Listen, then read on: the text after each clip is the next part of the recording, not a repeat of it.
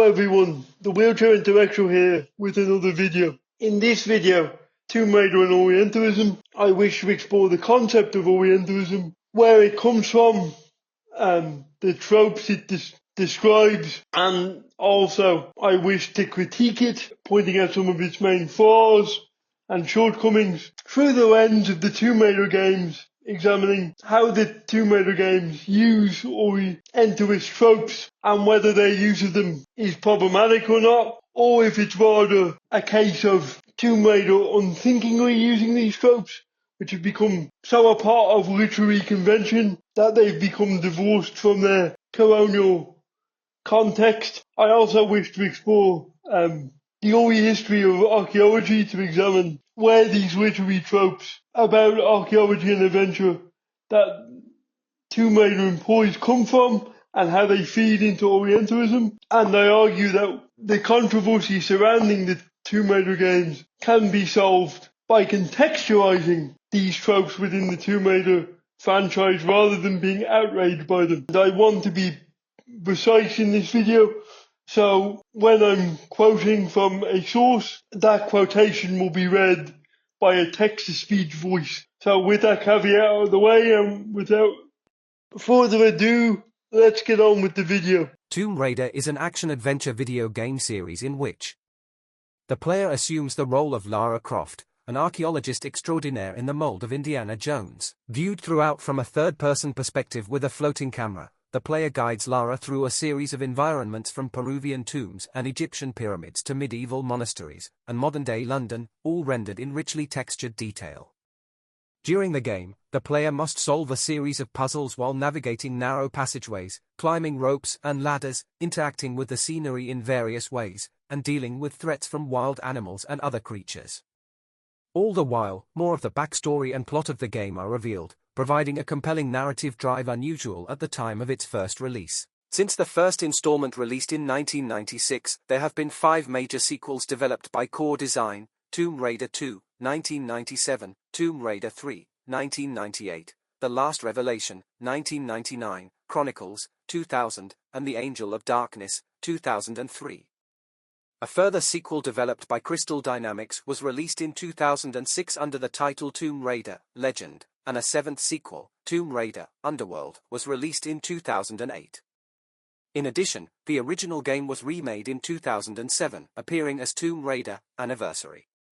A reboot of the series, titled Tomb Raider, was released worldwide in 2013, and its sequel, Rise of the Tomb Raider, was released in 2016.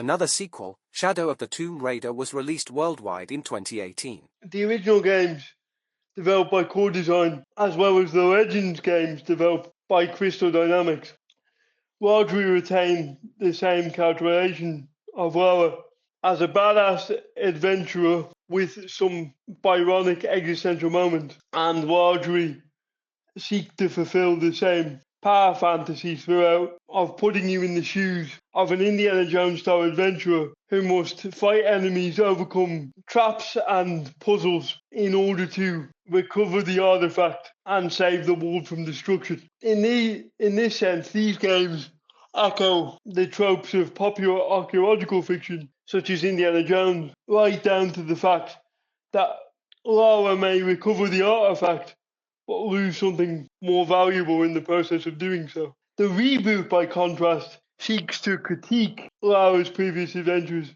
and make Lara more of a genuine archaeologist, as well as more of a fourth-wave feminist heroine, which I will explore in more detail in my video on Lara Croft and feminism. The reboot also has more of an emphasis on survival horror and takes full advantage of recent developments in graphical technology to create cinematic set pieces, but the games still retain a sense of adventure and exploration and tend to focus on exploring lost civilizations and on uncovering hidden tombs and secrets, with the goal of making Lara more relatable and flawed protagonist. Whether they succeed in this is up for debate, but nonetheless this has meant that all the games in the series have received criticism for their colonial aspects. Tomb Raider in recent years has come under increased scrutiny for its use of Orientalist images and tropes, with some reviewers of the last game, Shadow of the Tomb Raider, referring to Lara as a neo-colonialist and criticising the game's depiction of Aztec and indigenous culture. In response to this, the developers committed to more sensitive representation going forward and said to achieve this they would work with historians and cultural consultants to more accurately depict the cultures portrayed in their games going forward. While the makers of the latest Lara Croft tabletop RPG said that Lara would be depicted as a seeker of knowledge rather than as a Tomb Raider in order to redress the historical wounds of colonialism. But are these critiques superficial and do they miss the bigger picture? It's easy to notice the trappings of colonialism and Orientalism in the Tomb Raider games, but several reviewers make the superficial critique but don't ask the question why they're there or how they're used. This video seeks to address the concerns of these critics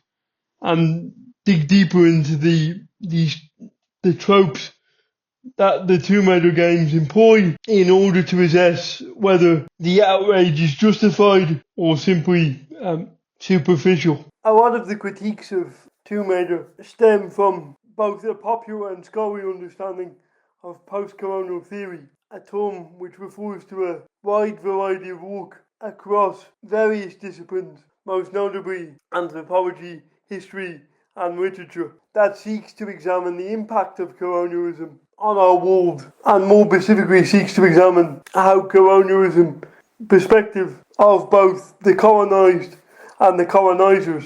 For instance, post-colonial theory would examine how the British viewed their colonial subjects, for instance the Egyptians, and in turn how the Egyptians viewed the British and themselves due to colonialization, and what impact colonialism had on both Britain and Egypt, and how the two countries wrote about and understood themselves and each other, for instance. Notable theorists in the field include Homi Bhabha, Gayatri Spivak, and Edward Said, who is the theorist we will be focusing on for the rest of this video, since he is the originator and chief exponent of Orientalism. Edward Said was Professor of Comparative Literature at the University of Columbia. Said was born in 1935 in Jerusalem to Palestinian parents. He was educated in Egypt after his family fled Palestine following the creation of Israel and the subsequent Nakba or Great Catastrophe. He then eventually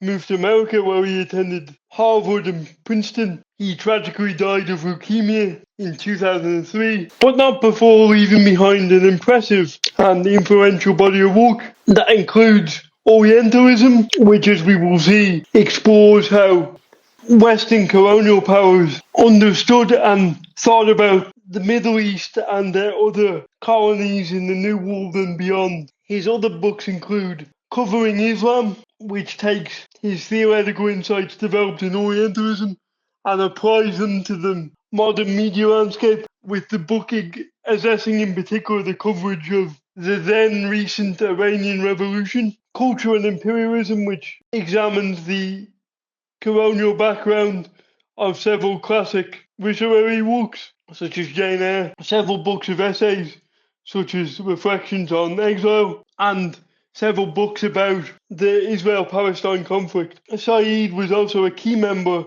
in the Palestine Liberation Council, advocating on behalf of the Palestinian cause in America, and assisting the PLO leader Yasser Arafat at the United Nations.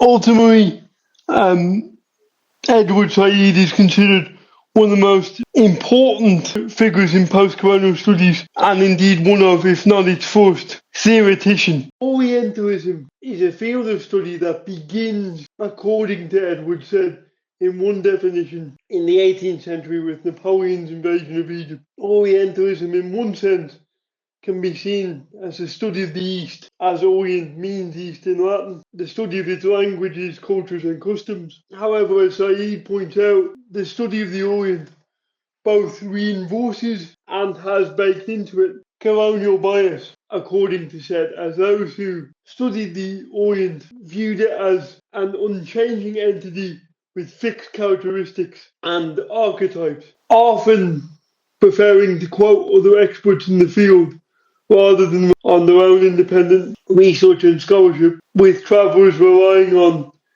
the scholarly work of Laine's description of the Egyptians, for example, rather than their own observations. In this way, Orientalism became a body of literature which repeated and reinforced colonial images of the Orient. These images then became repeated until they formed a body of knowledge, the fancy word for which is a discourse of Orientalism, which sought not only to understand the Orient but almost freeze it in time by essentializing it, and through freezing it, justify colonial rule through depiction of its cultures as decadent, its people as savage and cruel. These Orientalist assumptions then found their way into literary tropes and stereotypes, such as the cunning grand vizier, the decadent sultan, the noble savage, the crazed head-hunting cannibal, etc., until these images become absolutized and the stock and trade of literary fiction. So therefore, Orientalism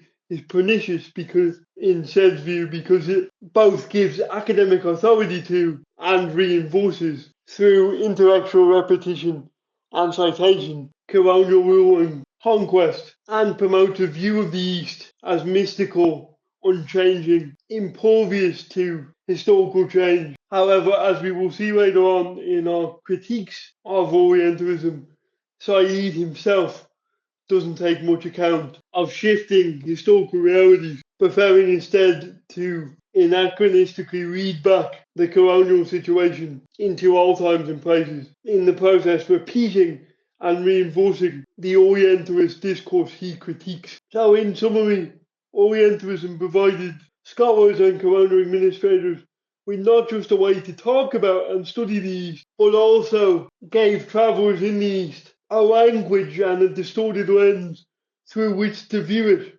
meaning that their travels were shaped by what they had read rather than what they were actually seeing, and they conformed what they saw to what they had read. Now, that's not to say, as we shall see later, that strides were not made in this period to understand the East by Western scholars, with great attention paid to language, and scholars like Louis Massignon showing great love and passion for Sufi mysticism, for example. But ultimately, Orientalism in some of its worst forms created a negative and fixed view of the Orient as a place full of passion that needed to be not just understood by the white Western traveller and scholar, but also tamed and rescued from its decay. Tomb Raider as providing a remarkably consistent metaphor for a kind of British imperialism that is, understandably, only rarely celebrated in contemporary culture, and only rarely offered up at all without accompanying critique.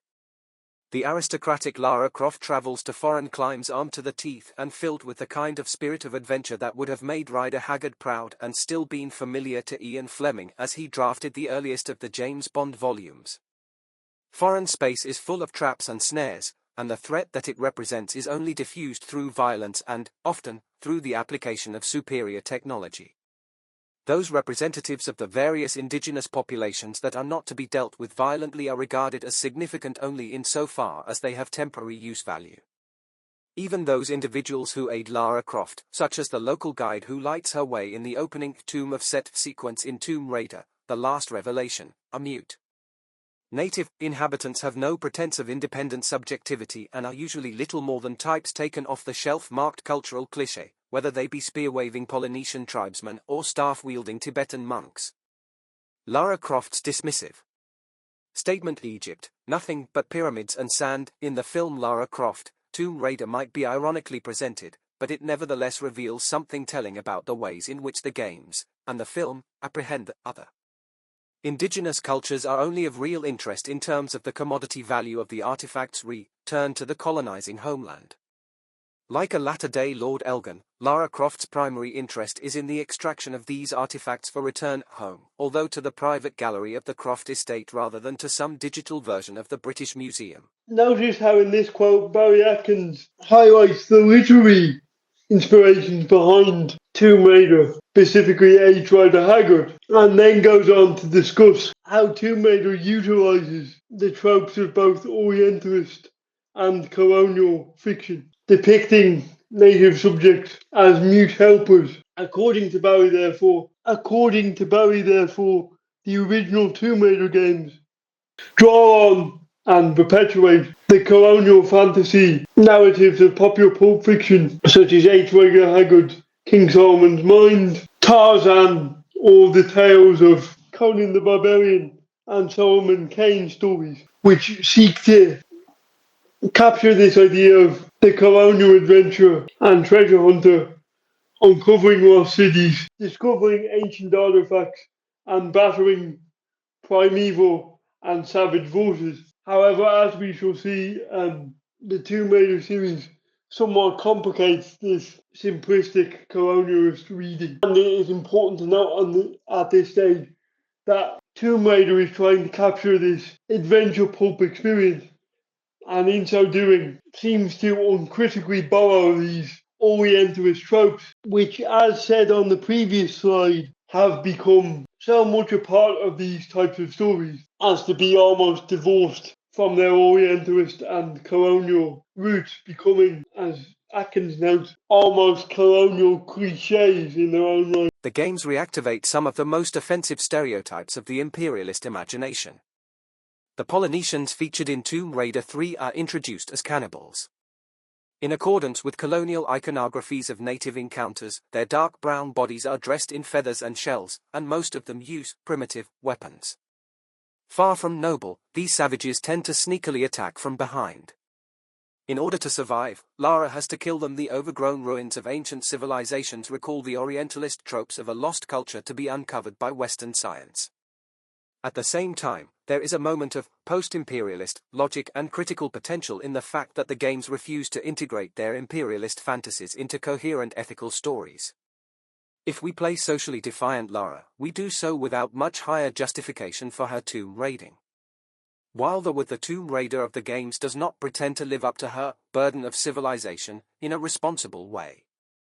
Emphasizing acts of subjective defiance, the archaeological fantasy developed through playing Lara includes potential experiences of voyeuristically enjoying her vulnerability and/or identifying with it, as well as admiring and/or phantasmatically sharing her power of penetrating space and appropriating its treasures. Similar to Atkins, Breger notes in this quote how Tomb Raider echoes Orientalist tropes, the stereotyped and negative depiction of the Polynesian tribespeople in Tomb Raider 3, as well as the series' emphasis on lost civilizations, which Breger cites as an Orientalist trope. Games enact the colonial fantasy by allowing the player to revel in Lara's penetration of foreign space and collection of foreign artifacts. However, Breger also notes how the games subvert Orientalist discourse by positioning Lara's tomb raiding activities not as some beneficent control or rescuing of venerable but decaying civilizations, but simply as a task undertaken for the thrill and joy of exploration and the chase. What Breger misses, in my opinion, is the fact that the games do not particularly revel in Lara's penetration of space, but rather in the exploration of that same space and the discovery of hidden artifacts as the player performs extreme acrobatic feats in order to advance the story, uncover hidden treasure. In this sense, the game's main goal is to provide the player with an interactive pulp fantasy, basically creating something along the lines of a playable Indiana Jones movie, in which the player, through their skill with the controller, can guide our protagonist, in this case Lara, through these tombs, solving puzzles and defeating enemies, in the process allowing players to embody the adventurer, digitally participate in a pulp adventure novel and participate in an Indiana Jones style narrative. As such, that narrative needs to contain the tropes of that genre in order to be convincing. So therefore, as said, these tropes may be Orientalist in origin, but have taken on an absolutized literary dimension and therefore become stock images divorced from their colonial context. This doesn't mean that the tropes aren't problematic or shouldn't be contextualized, as that is what I'm trying to do in this video. I simply want to point out that the developers and players may not know that the images they draw on have Orientalist or problematic elements, and therefore I think postcolonial theory needs to adopt a less accusatory tone when critiquing this type of media and recognize how these tropes, for better or worse, have become part of our culture and divorced from their colonial and Orientalist origins to become part of the collective literary imagination, particularly within the action-adventure genre and adventure fiction more generally. Lara's origins rely heavily on an intertextual relationship to historical British imperialism, as well as the popular American cultural trope of the adventuring archaeologist, both of which firmly situate Lara as the embodiment of empire. Lara Croft, daughter of Lord Henchingley Croft, was raised to be an aristocrat from birth. After attending finishing school at the age of 21, Lara's marriage into wealth had seemed assured, but on her way home from a skiing trip, her chartered plane had crashed deep in the heart of the Himalayas. The only survivor, Lara learned how to depend on her wits to stay alive in hostile conditions a world away from her sheltered upbringing. Her experiences had had a profound effect on her. Unable to stand the claustrophobic, suffocating atmosphere of upper-class British society, she realized that she was only truly alive when she was traveling alone. Over the 8 following years, she acquired an intimate knowledge of ancient civilizations across the globe. Her family soon disowned their prodigal daughter, and she turned to writing to fund her trips. Famed for discovering several ancient sites of profound archaeological interest, she made a name for herself by publishing travel books and detailed journals of her exploits. Narratively embedded in a story of gender and class rebellion, archaeology is thus presented as a subversive displacement of the traditional Indian adventures of privileged British travelers. Mikula comments. Unfortunately, without further explanation, Lara thus brings together the aspirations of modernism, their imperial pursuit of power and global prestige, and their postmodern problematization and fragmentation.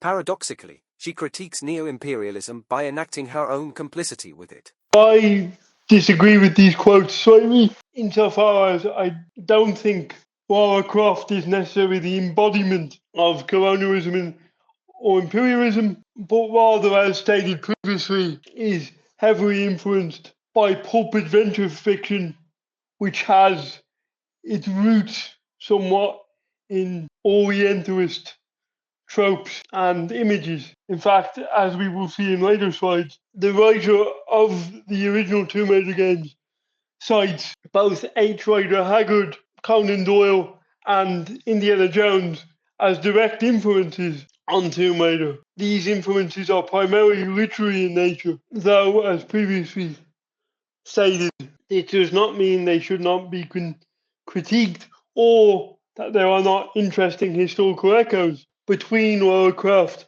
and famous historical archaeologists, particularly during the colonial period. However, as Bregger notes in the quote above, Lara's choice of archaeology defies social convention and allows her to break free of her aristocratic background. This echoes the experience of a real-life archaeologist, Gertrude Bell, and shows how both Gertrude and Lara's experience complicate our understanding of both Orientalism and Ori archaeology as purely colonial and negative endeavours. Gertrude Bell, 1868 to 1926, was a British archaeologist, diplomat, and traveller who specialised in the ancient history of the Near East. Born in County Durham, she was educated at Queen's College, Harley Street, and Lady Margaret Hall, Oxford, where she read history. She travelled widely from 1899 onwards, visiting friends in Jerusalem, learning Arabic, and in 1900 making a first expedition into the desert. In the following years she made valuable maps and plans of archaeological sites. During WW1 she was attached to military intelligence in Cairo, providing detailed knowledge of the region and its inhabitants. Gertrude Bell was the sum of many complex and sometimes conflicting parts.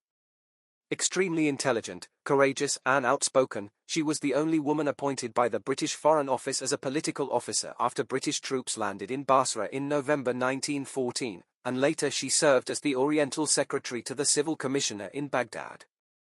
She was also the sole woman delegate to the 1921 Cairo Peace Conference, which outlined Britain's policy in the Middle East for decades to come. Back in Baghdad, she helped lay the foundations of modern Iraq and draw the country's boundaries.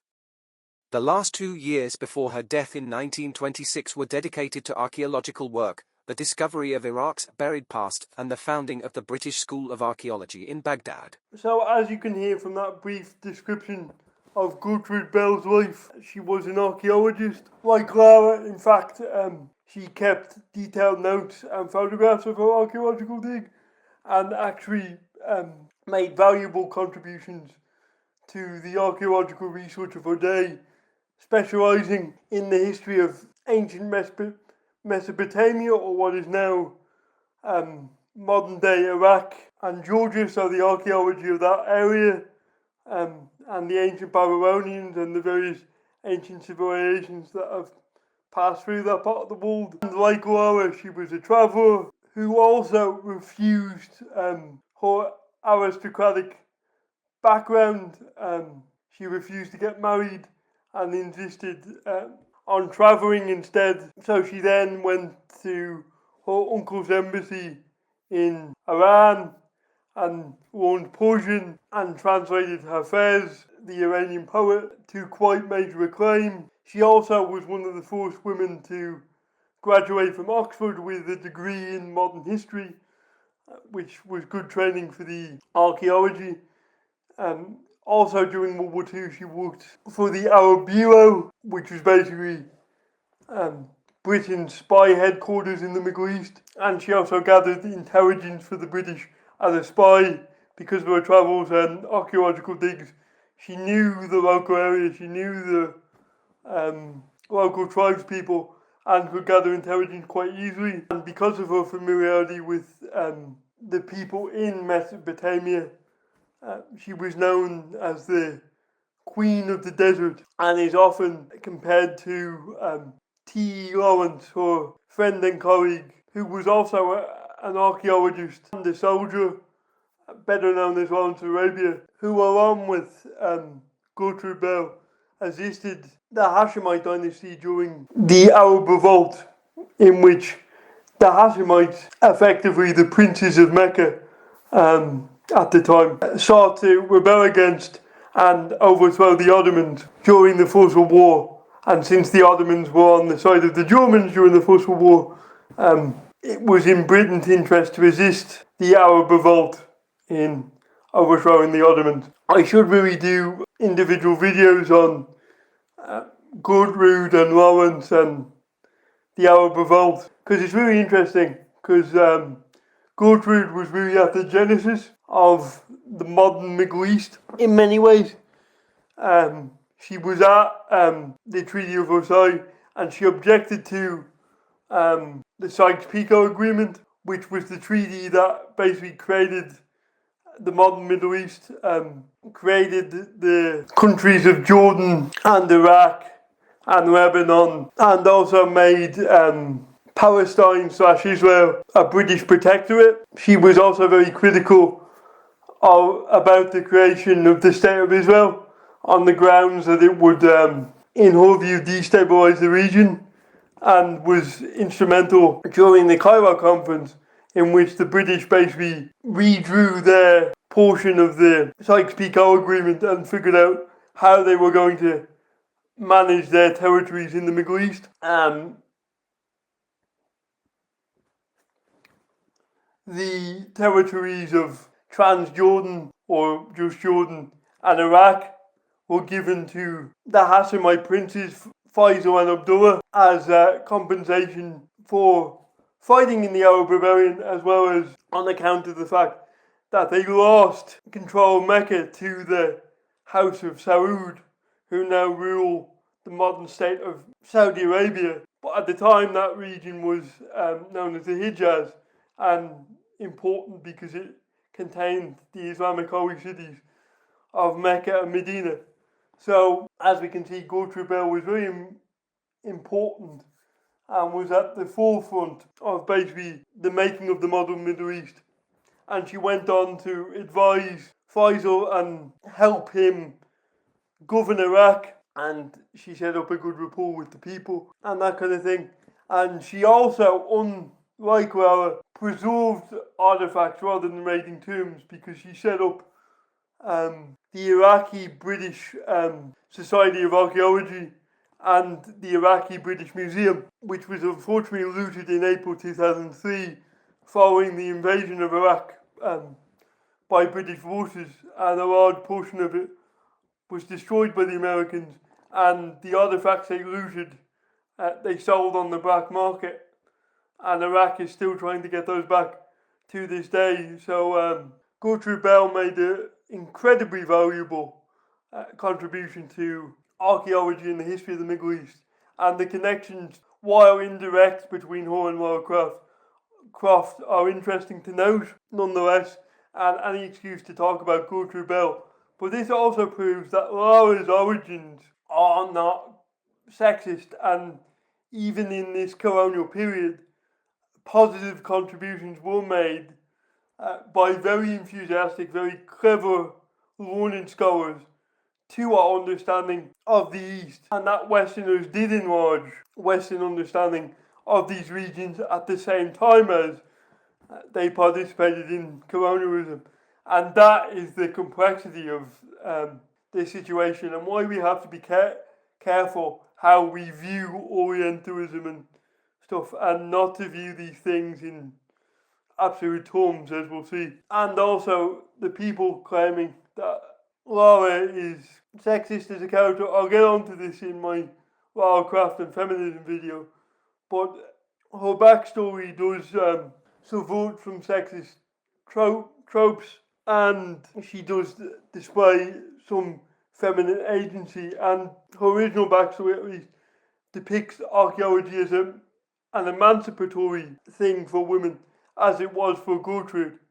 So it is possible that Gertrude Bell could have been an inspiration. So the characterization of Lara Croft as sexist or colonialist is more nuanced, particularly when she has such fascinating parallels in her backstory to figures like Gertrude Bell.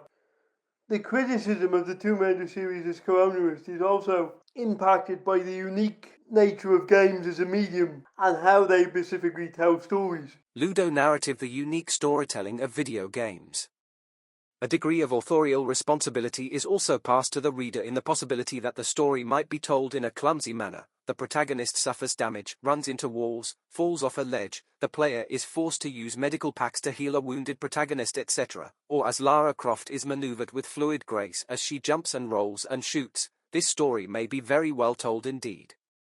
Along with the normal readerly pleasures of advancing the larger plot and finding out what happens next, the reader of game fiction can share in some of the pleasures of the creation of the well-turned phrase or the elegant sentence as the boundary between reader and author becomes blurred. In addition, the game contains numerous secret areas, often referred to as Easter eggs, that are a little off the beaten track or difficult to access. That many of the secrets are hardly secrets at all, and might be blundered into without intent, hardly matters.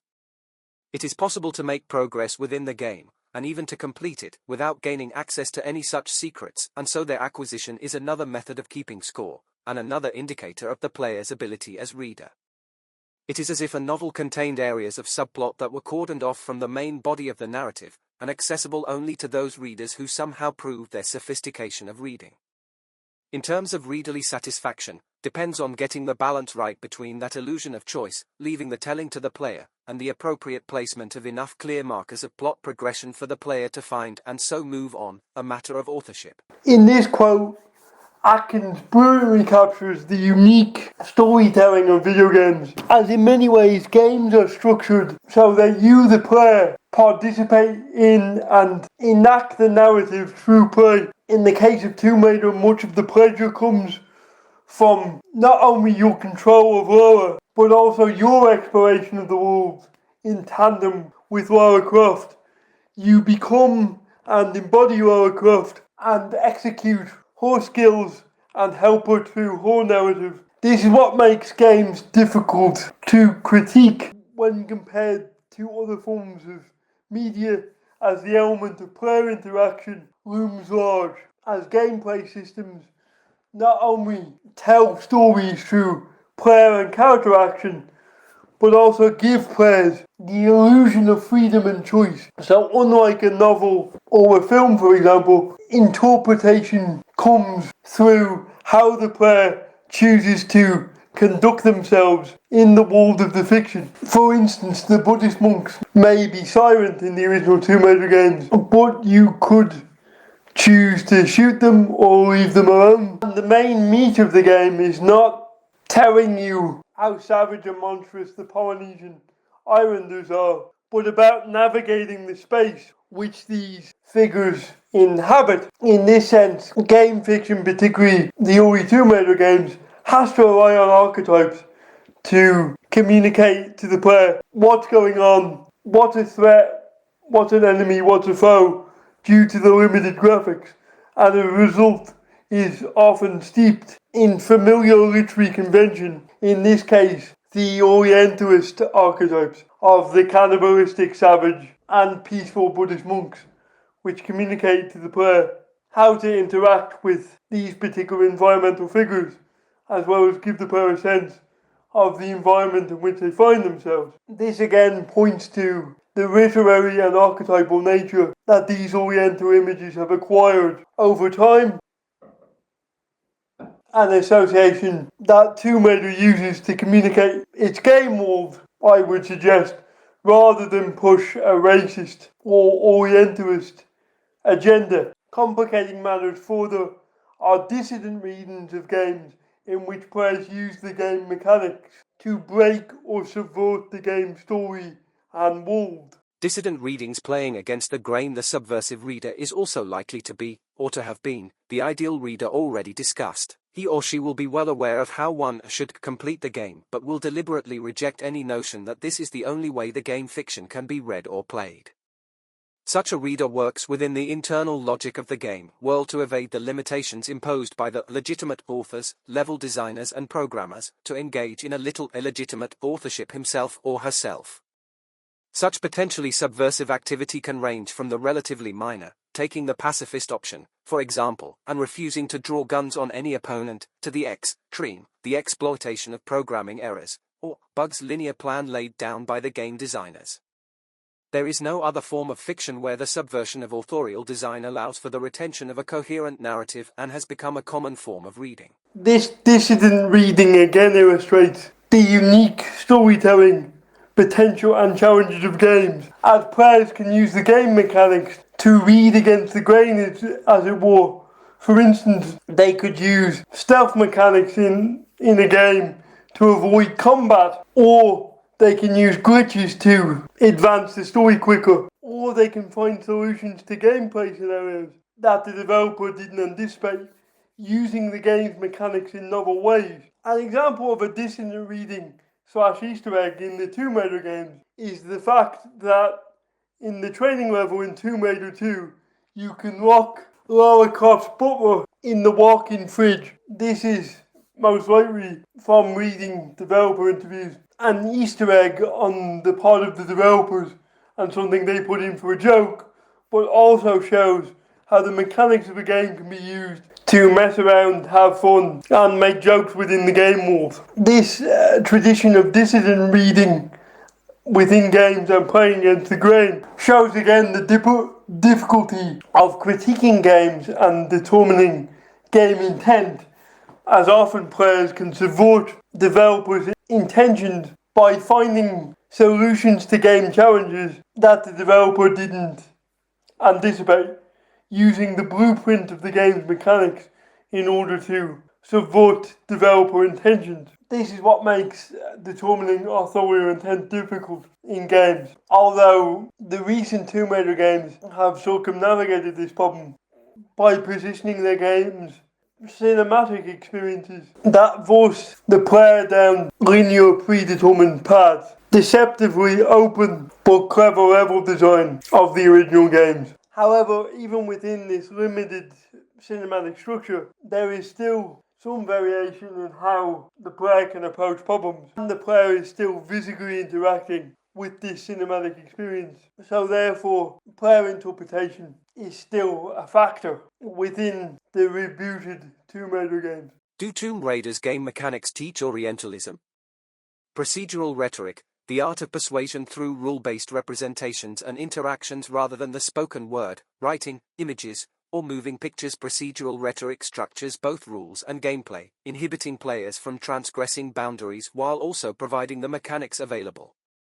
On the way, the player learns quickly that she should have Lara pick up whatever she possibly can. No game rule implements choices by specifying, for example, that Lara can only carry a certain number of weapons without losing flexibility, or by installing rewards for acts of tomb protection in the exploration process. The notion of procedural rhetoric presented by Kristin in this quote sounds on its face like a useful tool to get around the problems of applying the theories around gaze theory to games. Basically, there's this idea based on studies done in the 70s in relation to TV and movies, that films and TV influence behaviour. But as already noted, this doesn't apply to games due to their interactivity. Actively interacting with a piece of media means it cannot impart messages in the same way that movies, TV or books can, and therefore older theories of media influence such as gaze theory are inadequate for games. Procedural rhetoric appears to get around this problem by arguing that the systems around which games are built enforce a certain way of playing which not only helps players embody the character and their skill set, but also communicates certain ideological messages and preferred ways of being to the player. The problem with this line of argumentation, however, is again the hermeneutic of the player, or to phrase that in less fancy language, how the player wants to interact with the game and chooses to interpret his or her actions and enact his or her wishes on the game world. For instance, while games set up certain mechanics to keep the player engaged and communicate their story, such as in Tomb Raider, Lara's ability to pick up certain objects and artifacts, and indeed solve puzzles and navigate tombs in order to progress the story. These mechanics and linear structure can often frustrate players who wish they had greater freedom. Breger's assertion that Lara has an unlimited inventory that allows her to collect multiple objects may be true for the original games, but is simply not the case in the reboot. Furthermore, many games use their mechanics not only to help the player embody the character, but to make the player question their choices, weaving in narrative ethical quandaries for the player and making the player question their actions. For instance, the ending of Bioshock, no spoilers, relies on its linear structure and game mechanics to convey its point about player choice, morality and conscience, while at other times players are uncomfortable with what they have to do in game narratives independently of the developer's intentions, such as in the case of The Last of Us 2. In these moments, the player puts the controller down and questions their choices, or, as in the case of a particularly tough film, soldiers on slightly more disturbed. So to pretend, as in gaze theory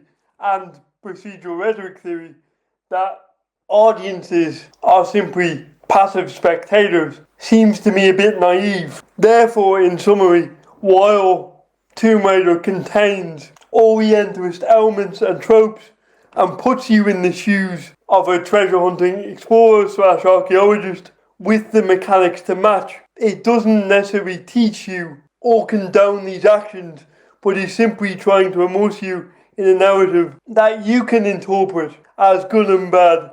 In this way, the games are trying to ludologize or make playable the tropes of adventure fiction, from combat to exploration. Therefore, in their gameplay choices, they echo but don't necessarily condone Orientalist tropes, viewing them rightly as key to the genre, which, again, as I have stated on numerous occasions throughout this video, seems disconnected from its Orientalist roots at this point, and seems to be the stock and trade cliches of this type of fiction, which the developers want to communicate and play with. But this raises the question, to what extent are the developers trying to propagate an ideological message, or are they simply trying to tell a good story in a particular genre that happens to have Orientalist roots? Either way, the Tomb Raider series drew criticism for its colonial themes, and some believed its sexist protagonist,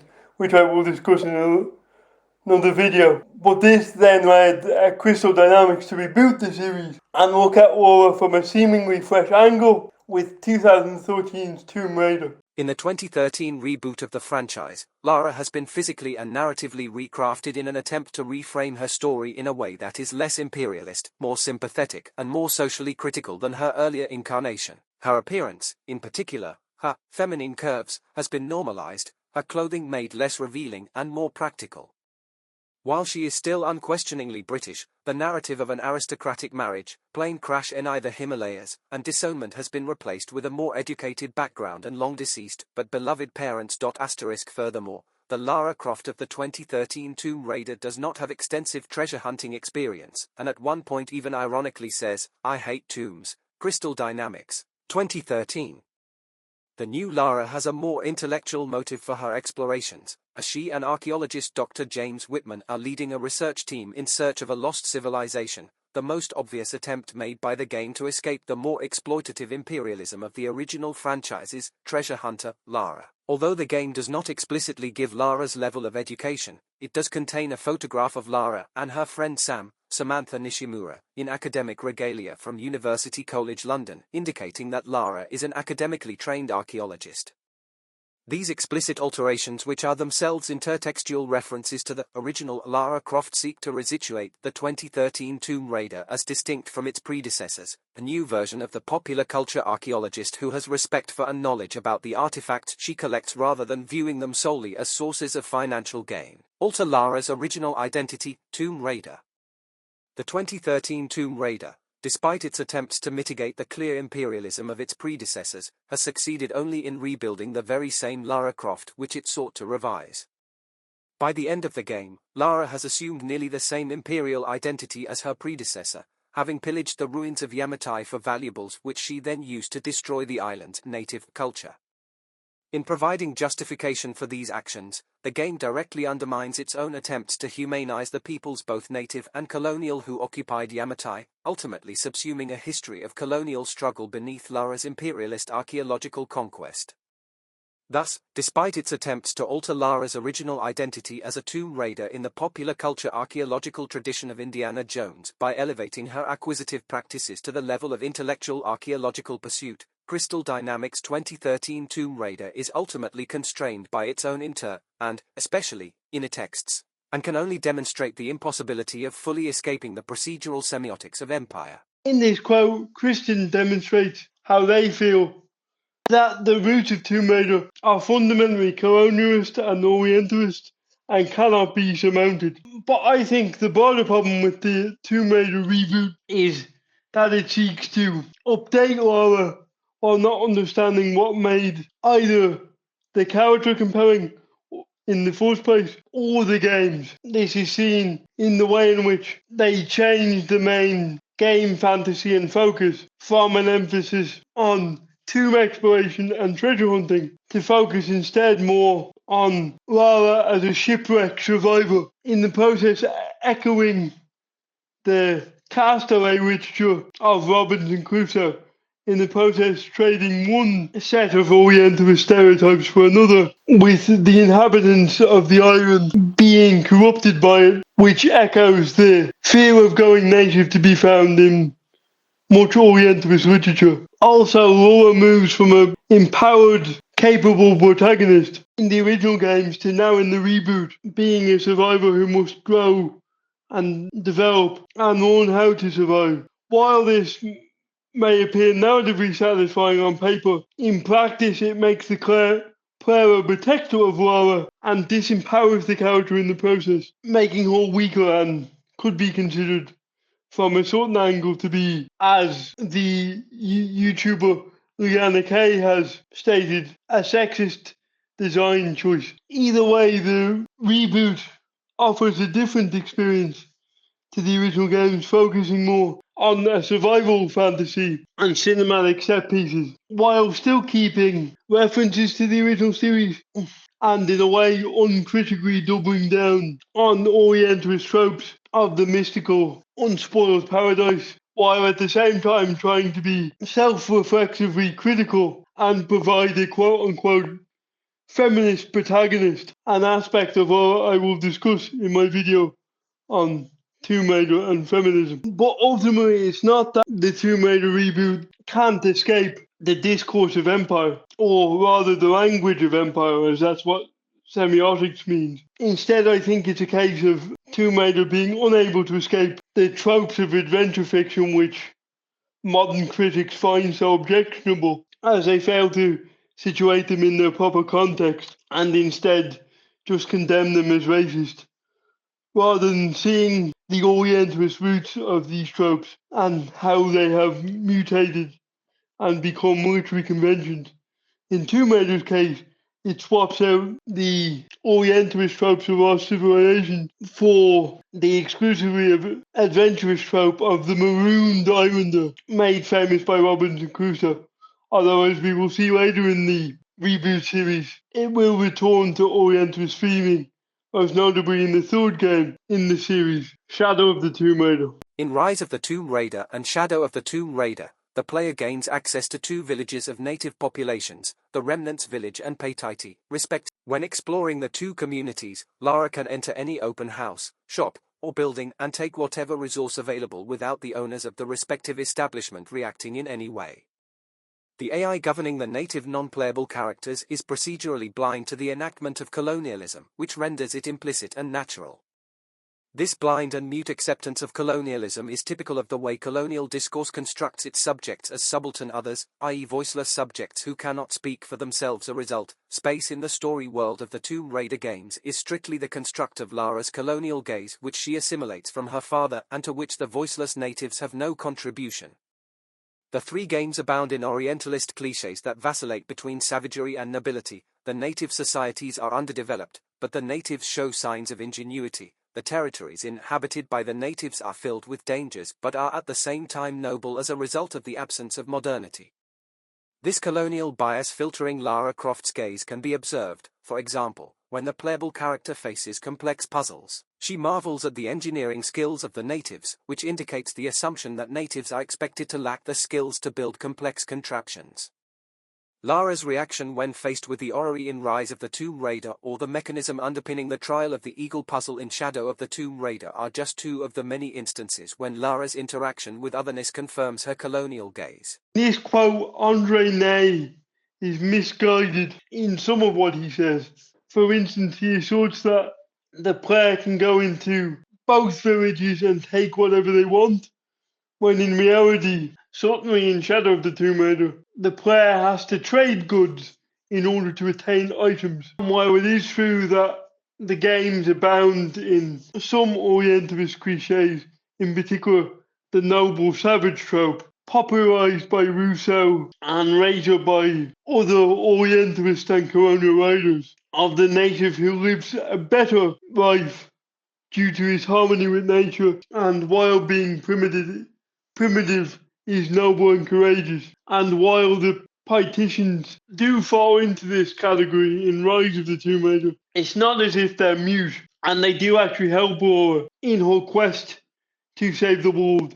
In fact, it is Laura who gets caught up in their civil war due to her quest to stop Trinity from obtaining the box of shack shell, which their leader, Dr. Dominguez, hopes can reshape the world, So they do help Laura. They're not mute subalterns who can't speak for themselves. This means that the game somewhat avoids the true pitfall of Orientalism, according to Said and most colonial discourse, in that scholarly and literary experts, usually white literary and scholarly experts, usually speak on the natives' behalf in these traditions and project their own views onto them and don't take account of their lived experience. For instance, Orientalist travelers will assume to know Islam better than native practitioners, or assume that the native piety of Buddhists and Hindus is inferior to the more philosophical theology of these traditions which they emphasize. So while subaltern theory and the examination of how colonized peoples are treated under colonialism is a vital part of post-colonial studies, it's not as major in the games, in the Tomb Raider games, as the above quote would suggest, as the politicians are given agency and it's actually all that wanders into their story.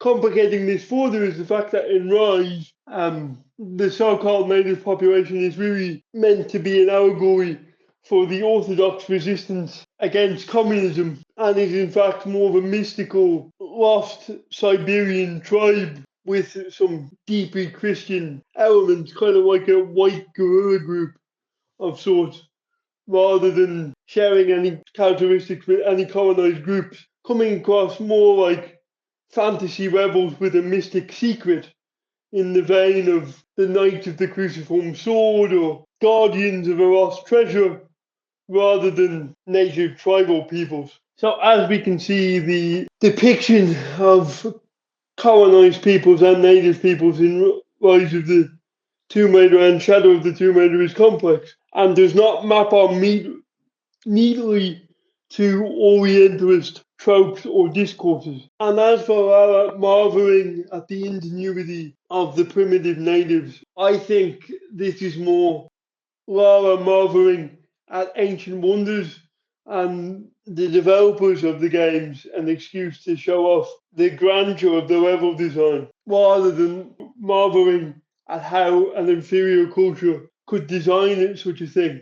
Rather, it feeds into the trope of adventurers being wowed by the ancient wonders they encounter, rather than showing any colonial bias, even though the Lost City trope has its roots in colonial bias, as when archaeologists discovered ancient civilizations, in particularly West Africa, they were so impressed by the buildings and complexities that they assumed it must have been built by a lost white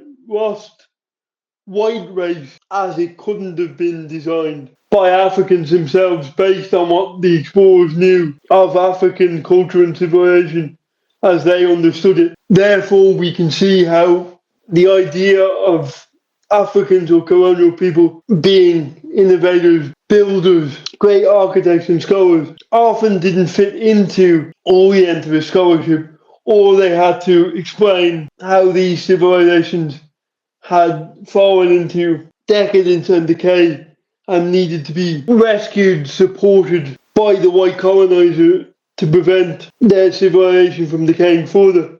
Therefore, while the lost and unspoiled civilization has colonial roots, Tomb Raider manages to avoid these by positioning the Pythicians and the ancient tombs or encounters as clearly built by innovative and developed civilizations, with the Pythicians guiding Lara through this complex and dynamic culture in order to help her save the world. So in a way, Tomb Raider both echoes and subverts the trope of the lost civilization. Pythicians be dynamic and active players in the story, guiding Lara through their complex and developed culture and helping her save the world and fix her mistakes Indeed, it is only by adapting to partition culture that Lara succeeds.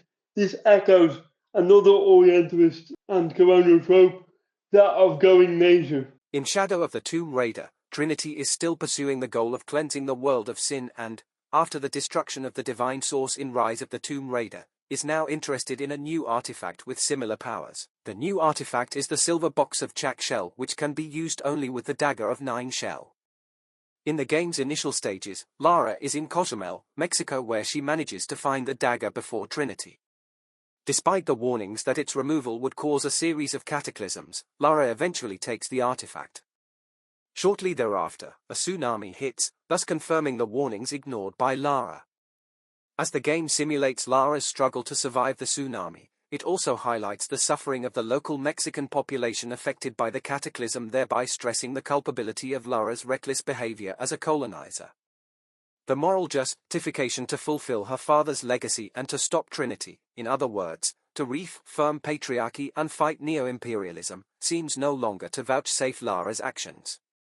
Hybridization of cultures occurs in the legendary city of Paititi where, in her quest to find the silver box, the female protagonist must immerse herself into otherness.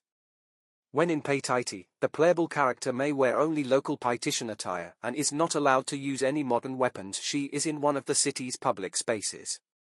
The adoption of a foreign culture does not bring any change to Lara's manifest destiny as providential colonizer, yet it does alter the means used to save the native population and the world. If in Rise of the Tomb Raider Lara brings the conflict to its resolution by destroying the mythical artifact, now the artifacts are used correspondingly in a ritual that would end the apocalypse. The ritual presupposes that the leader of Paititi and the leader of Yaxil, a mythical population in charge of protecting Paititi from foreigners, symbolically take up the roles of the two primordial gods, 9 Shell and Chak Shell, respectively. In order for the ritual to be consummated, the latter, also known as the Crimson Fire, must symbolically sacrifice the former. In Shadow of the Tomb Raider, the role of the Paititian leader is assumed by Lara, who is symbolically stabbed with the dagger of 9 Shell by the Crimson Fire. The manner in which Lara accomplishes her manifest destiny and saves the world seems to rest on two important pillars: the ideal colonial leader provided by the modern imperialist framework and contemporary views on imperceptibility in today's globalized world. As far as the former is concerned, the conflict between Lara and Dr. Dominguez can be construed as confrontation between two opposing notions of hybrid colonial leaders, the Western-born and the native-born. 7 Lara's hybridity tunes in with what modern imperialism saw as an appropriate leader of native populations. Given the fear of miscegenation which pervaded modernity, especially in the context of 19th-century racialism, colonial discourse maintained that the combination of racial superiority and local knowledge constructs an image of the ideal ruling figure for the colonial world in which being native-born can be achieved without the fear of racial contamination. This image of the ideal colonial leader fits Lara's hybrid condition and is confirmed by the unfolding of the events. Dr. Dominguez is defeated by Lara, who assumes the role of the providential leader of Paititi in the ritual that saves the world. This colonial fear of going native is expressed in different positive or negative forms in both Orientalist literature, where it is described that one needs to encounter the culture of these in order to revive one's joie de vivre, particularly in the Orient. Sexually, the rules don't apply, and one must, through journeying to the Orient, man can discover his primal nature and stuff like this. There is this paradoxical fear that this primal nature can overwhelm a person, and that's how they go native. That's the negative Oriental version of going native, and is expressed in books like Heart of Darkness, also most keenly in travel writing, where the civilized man is renewed by his encounter with the East and can continue on and return revitalized to civilization. So that's the negative version of it, but it also comes out in a more positive sense in books like Tarzan, where Tarzan retains the best of primal Africa and the best of Western civilization, as he, through his innate humanity, is able to learn to be both a gentleman while retaining his primal awareness and abilities. This kind of enlightenment thing of the innate powers of the white man, so it's a trend that continues on. And then the most famous examples of going native historically are people like Lawrence of Arabia or T. Lawrence and Gertrude Bell, though in their cases it's more of a genuine encounter, certainly with Gertrude Bell's. And Lawrence's biography is still tinged with Orientalist discourse as he somewhat essentializes the Arabs by reading them through the lens of Ibn Khaldun's theory of history, viewing the Arabs as primal, kind of noble warriors. However, interestingly, he gets his language from a 16th century Arab sociologist as well as white colonial academics of his own time. So it's not a neat division between colonial and anti-colonial. In Laura's case, she assumes the role of the savior of the world simply because the partition leader who's meant to perform the ceremony dies because of Laura's colonial interference. Therefore, the ritual is not so much Laura fulfilling her white woman's burden and saving this ancient civilization from decay, but atoning for her own colonial interference, coming to understand the culture that she's encountered in a new way that is also personally healing. So in a way, Shadow of the Tomb Raider at once critiques and informs colonial narratives as Laura, through her encounter with the partition civilization, is revived and able to go back into civilized and white society more renewed and whole than before. So in this way, Tomb Raider inadvertently echoes Orientalist travel fiction, but at its core, the narrative is about Laura atoning for her own misguided colonial interference. But nonetheless, this has not stopped critics from accusing Laura of being a white savior character in Rise of the Tomb Raider. The Shadow of the Tomb Raider, the Partition are represented as a much nobler community compared to the Rook Islanders, as they never attempt to use Lara for their own gain. Yet they are still trapped in a violent successor dispute between the Trinity-controlled incumbent and the rightful heir to the Partition throne. The Partition's dispute is ultimately secondary to the ongoing conflict between Lara Croft and Trinity. As such, again, the interest of non-white characters is subordinate. The Partition are also expressed as being unable to solve their own problem without intervention from Lara Croft. In Shadow of the Tomb Raider, the savagery of the Partition is located in their decadence. Once a mighty warrior tribe, they have been reduced to an isolated community by white people's conspiracy, only to be liberated by other white people. Lara works mainly with the indigenous men and women from the legendary city, Paititi, as well as a Peruvian woman that plays a more significant role in the game's narrative. As pointed out previously, Lara only saves Paititi because the leader of Paititi dies before the ritual can be completed.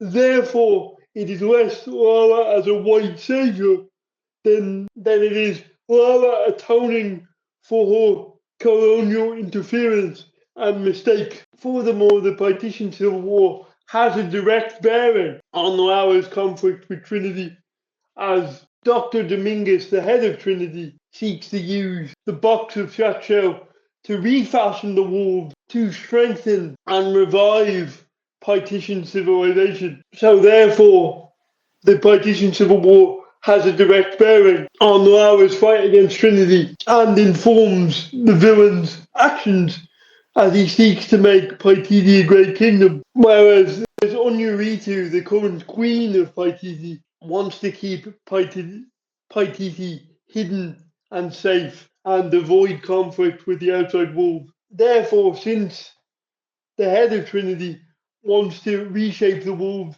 in order to make Paititi a great power once again, the Partition Civil War has direct bearing on Lara's fight against Trinity So therefore, the interests of the native Paititians and Laura intersect rather than Paititian interests being subordinated to ours within the text. Also, as previously stated, Laura enacting the ritual after Onuritu is killed by Dominguez's second in command, Lieutenant Rourke, can be seen in two ways. Either Lara is a white saviour, plain and simple, or she is atoning for her colonial arrogance, which has been demonstrated throughout the story, most notably when she grabs the dagger without thinking and causes the tsunami in Mexico. This not only complicates Lara's colonial actions, as it shows how destructive her single-minded quest for revenge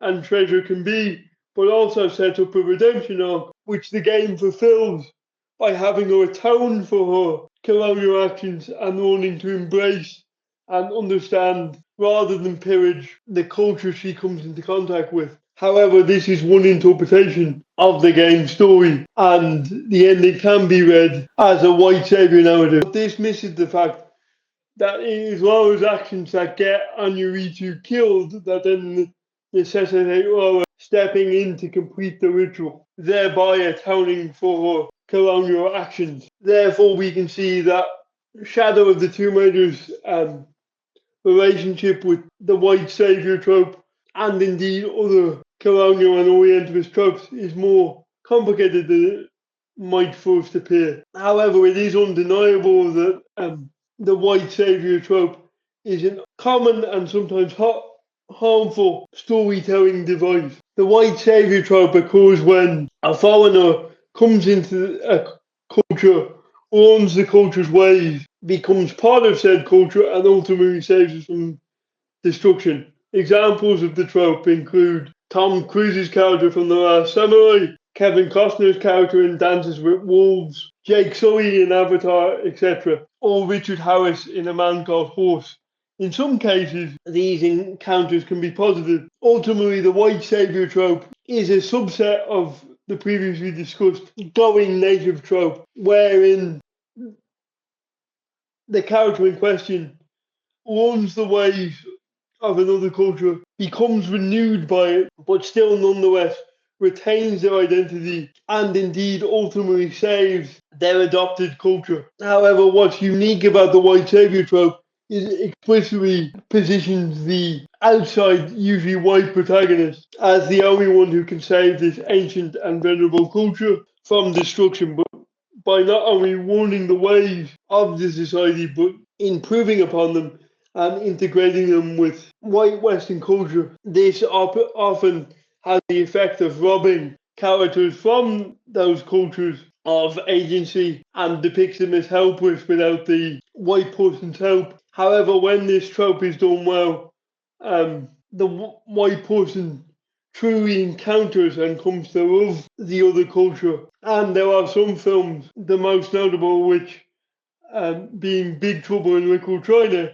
that subvert the trope, making the white character the idiot and positioning the usually Asian sidekick as the hero who rescues his own community from destruction. However, this trope is most commonly seen in adventure fiction and films, as it is an extremely useful storytelling device for writers, as it allows writers to create organic exposition as the white character learns about the culture organically by becoming a part of it, along with the audience. However, it is a cliche that is linked with twist and colonial fiction and has been justly criticised.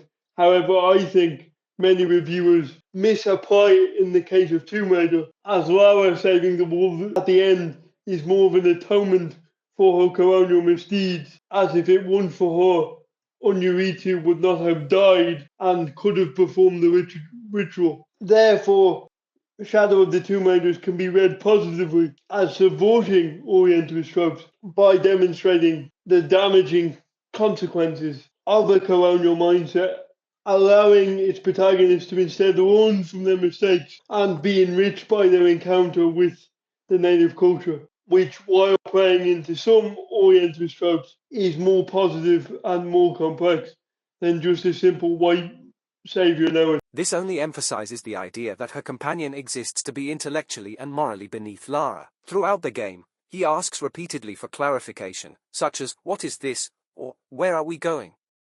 In other words, his function in the narrative is to be educated by her, and at the same time he acts as an intermediary so that the player also becomes a recipient in the protagonist's explanation. Instead of acting as a subaltern character created to correct social history's traditional bias for the perspective of the elite classes, Chaturvedi, 2012, 9, Jonah moves and acts according to Lara's will, giving her the space to explain and justify her actions. He represents an indigenous voice that can never articulate itself, except as it relates to Lara and her actions. As post-colonial video game critic Shovik Mukherjee argues, none of the subaltern video game characters have a fixed sense of selfhood, 2017, page 15. Jonah never gets the chance to speak about himself or his background. Lara persistently eclipses his selfhood. Gayatri Spivak likewise argues, the subaltern has no history and cannot speak, 1988, 38. Even when offered the chance to speak, it is in the terms of the game's design and with Lara's tacit acceptance. Lara's position with respect to Jonah is none other than a position of superiority and domination. However, this relationship between dominator and dominated is not totally destructive. In fact, it is mutually constitutive. Lara cannot exist as a dominator and authority figure unless she has someone to dominate, and Jonah cannot be a subaltern unless there is someone dominating him. And so, while their relationship in the game poses as a productive and generative friendship at times, this relationship actually perpetuates an unequal power dynamic. Although the game seems to bring Lara and Jonah together in conflict at key moments to create tension between them, the result always keeps the plot moving forward in a positive way for both of them. For instance, the escape from the Mayan temple brings joy to both of them. Specifically, Lara celebrates the fact they were able to capture on camera some of the inscriptions of the pyramid. Jonah is content because their survival marks the beginning of a new adventure. Lara and Jonah do not repel each other, they do not hinder each other's survival, but complement each other as they pull through together. The plot of the game itself argues for and ultimately reifies this relationship of dominator and dominated as they defeat their enemies as a team. In the shadow of the Tomb Raider, Jonah plays a significant role in certain missions, where he and Lara lift heavy objects, solve puzzles, and take down enemies together. In SOTTR, 2018, Jonah also acts as a moral compass to Lara, who suffers from tunnel vision in her pursuit of the evil organization, Trinity. Male-female camaraderie, and working together, subaltern, a term conceived by the Italian Marxist Antonio Gramsci, who, because he was in prison and his writing subject to censorship, used it as a code word for any class of people, but especially peasants and workers. Subject to the hegemony of another more powerful class, it also refers to the habit or mindset of servitude and subservience that needs to be overcome in order to bring about political change. The flaw in this first quote is that Jonah does in fact get to speak about his background, communicate a sense of self outside of his relationship with Lara, discussing his brother's death, his job as a chef, and forming important links with other side characters throughout the game. Furthermore, he shows how Lara is not just a lone wolf and needs people in order to succeed and thrive, and him and Lara work together to solve problems. Narratively, he is Lara's companion, asking questions and communicating information to the player/audience, in many ways acting as the audience surrogate and challenging Lara's bad behaviour, as well as providing important hints and tips and exposition that the player needs to understand the story, in the vein of other friend and companion characters in fiction, such as Dr. John Watson in the Sherlock Holmes novels, the various companions of the Doctor in Doctor Who, or Sam as Frodo's best friend and companion in The Lord of the Rings. Indeed, Sam's relationship with Frodo can be described as subaltern in the classic sense, in the books at least, due to the language Sam uses to describe Frodo and their class disparity within the world of Middle-earth. with Sam calling for our master, etc. However, this is understandable given that Tolkien was trying to depict an officer-batsman relationship, the kind prominent during the First World War when class distinctions were much more pronounced in Western societies. In contrast, Jonah is an international traveller and chef who has as much privilege as Laura does.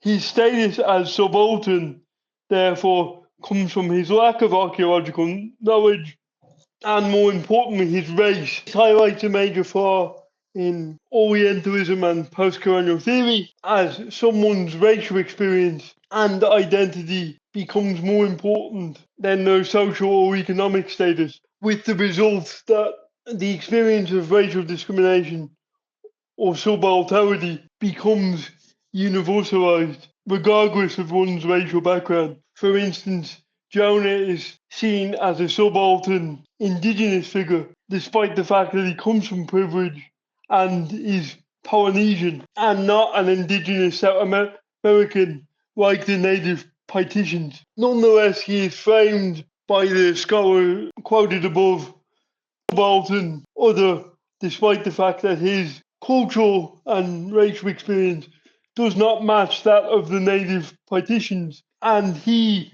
like Lara, is coming into this culture and trying to understand it and ultimately participating in the taking of its treasures, if you buy into the colonial critique of Shadow of the Tomb Raider, that is. But his race, in classic neoliberal fashion, insulates him from these actions and allows this misguided scholar to depict him as a submissive subaltern rather than a privileged agent in his own right, who may be a subaltern in certain contexts, but is not subaltern in this case, or indeed subservient to Lara within the narrative itself, acting as her moral compass and anchor and questioning her actions, allowing the narrative to problematize Lara's narrow-minded and colonialist actions. If anything,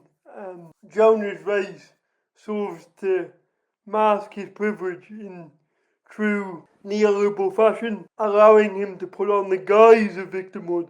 And this is the problem with post-colonial theory. While the theory is useful, it gets misapplied in buzzword or Twitterized academia to the point where someone's race obscures their class, privilege, economically and socially, and they become the representative of a group with which they have nothing in common, simply because of their different skin color. Likewise, theoretically, Orientalism runs into this problem and post-colonial study because it essentializes the very thing it is trying to problematize. By centering race as much as it does, it makes race the determining factor, ignoring historical contingency, economic class, etc. Or maybe, and this is probably true in the case of Jonah, the developers wanted to include token diversity without rethinking through its implications. In the process, the game created an unwitting subaltern subject. But since, according to post-colonial studies, particularly Spivak, the subaltern cannot exist except in relation to a dominant colonial order, would it be fair to say that one loses or gains their subaltern status depending on the context? So, for instance, if Jonah was in Hawaii and comparing himself to an American white man, he would be subaltern in that situation, particularly if the white man was wealthier or more influential than Jonah is. But in the Paititian scenario, Jonah becomes the outsider coming in. Therefore, since the subaltern is contextual, does Jonah retain or lose his status as a subaltern person in that situation, since he has gone from the colonized underprivileged individual to the colonizing privileged individual? In any case, I think the developer simply intended for Jonah to be a companion to Laura, problematizing Laura's more narrow-minded and colonial actions and providing a narrative excuse for vital exposition which the player needs to progress, allowing Laura to explain things to a non-archaeologist and hence the audience. Jonah's racial dimensions. Nonetheless, I think scholars applying the label of subaltern to Jonah within the context of the story miss the complexities inherent in colonial dynamics and Spivak's concept of the subaltern as contingent and relational, dependent as it is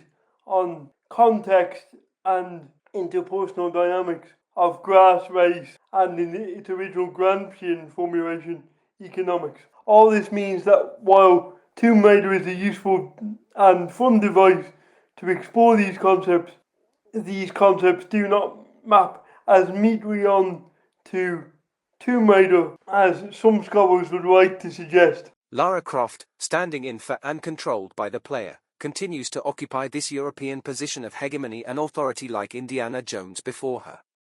As the player moves through the game, he or she can discover and collect artifacts, items the game implies players are entitled to take given Lara Croft's positionality and high academic degree. This vicarious claim to artifacts is part of the logics of hegemony. Lara's dominant role as a collector can be related to the idea of decollection, proposed by Gossier Canclini, 1989. As he explains, the formation of specialized collections of cultured art and folklore was, in modern Europe and later in Latin America, a device for categorizing symbolic goods into separate groups and hierarchizing them according to Western beliefs and values, page 282. Thus, those people who belonged to a higher class and had the academic acumen for this type of work were entitled to books, paintings, and sculptures, even if they did not physically have them in their homes. History of art and literature was formed on the basis of collections that were housed in museums and libraries when these were buildings for keeping, exhibiting, and consulting collections. Today art museums exhibit Rembrandt and Bacon in one room, popular objects and industrial design in the following ones, and beyond those are happenings, performances, installations, and body art by artists who no longer believe in the works and refuse to produce collectible objects. Public libraries continue to exist in a more traditional mode, but any intellectual or student works much more in his or her private library, where books are mixed with journals, newspaper clippings, fragmentary bits of information. What the first quote misses is the second half of the quote related at the end there, in which Canclini argues that modernity has allowed for the democratization of culture and knowledge and made it accessible to not just the upper classes, as was exclusively the case in the 19th and early 20th century, but the internet has enabled everybody to participate in the study of knowledge to a large extent, allowing marginalized groups access to knowledge they wouldn't previously have, as well as allowing them to break open and critique their hegemony and categorizations of the upper and middle class, reframing and dismantling hegemony. This is what the writer of the first quote misunderstands about the work he is citing, in that while it criticizes high society's control of culture and museums and categorization of historical objects and calls for the process of decollection, it also argues that this process is already happening thanks to the internet, and that as a result of more people having access to this guarded knowledge, they are able to challenge the previously unquestioned categorizations and curated perspectives that view these artifacts in particular contexts and preserve them in privileged settings. In addition, despite museums being undertaking of artifacts being criticized by many for good reason, it often remains unacknowledged how museums and institutions that hold artifacts and cultural treasures of significant value go to great lengths to preserve and digitize that work so it can be enjoyed for generations to come by the widest number of people possible. This is a positive aspect of museums. Having said this, it is important to acknowledge that many museum collections such as many of the artefacts in the British Museum, were built on the back of colonial exploitation and rely on collectors stealing artefacts in order to then house them in the museums of the colonising country. Which is why every effort should be made to return artefacts to their rightful location where appropriate, as both historical and cultural artefacts contribute to national understanding, boost tourism, and give nations a concrete link to their past. Museums also do a great job educating the general population and getting them excited about topics from history to art, and therefore artefacts and museums should not be dismissed as a colonial anachronism, as many critics, both academic and popular, seem to suggest, but rather vital conservators and preservers and indeed mediators of vital cultural and historical legacies. And while this mediation should be questioned and different perspectives offered, we should not abandon the whole enterprise just because some aspects are problematic, because culture is worth preserving and museums are a vital tool in that preservation, and artifact collection is also necessary for the same reason, to preserve and showcase our past rather than hoard, bury or exploit it for financial gain, which is why we need to take a stand against antique smugglers who would seek to loot history in order to make profit. We should be focused on this and the return of treasures to their rightful place, rather than being outraged at a fictional archaeologist tomb raiding, and recognise that museums, rather than being the preserve of the wealthy, are now making cultural artefacts accessible to all, in the process helping to break down the elite cultural and colonial perspective they once helped to perpetuate. Lara learns that the box of 9 shell was taken centuries ago by Andres Lopez, Spanish Jesuit missionary and member of Trinity.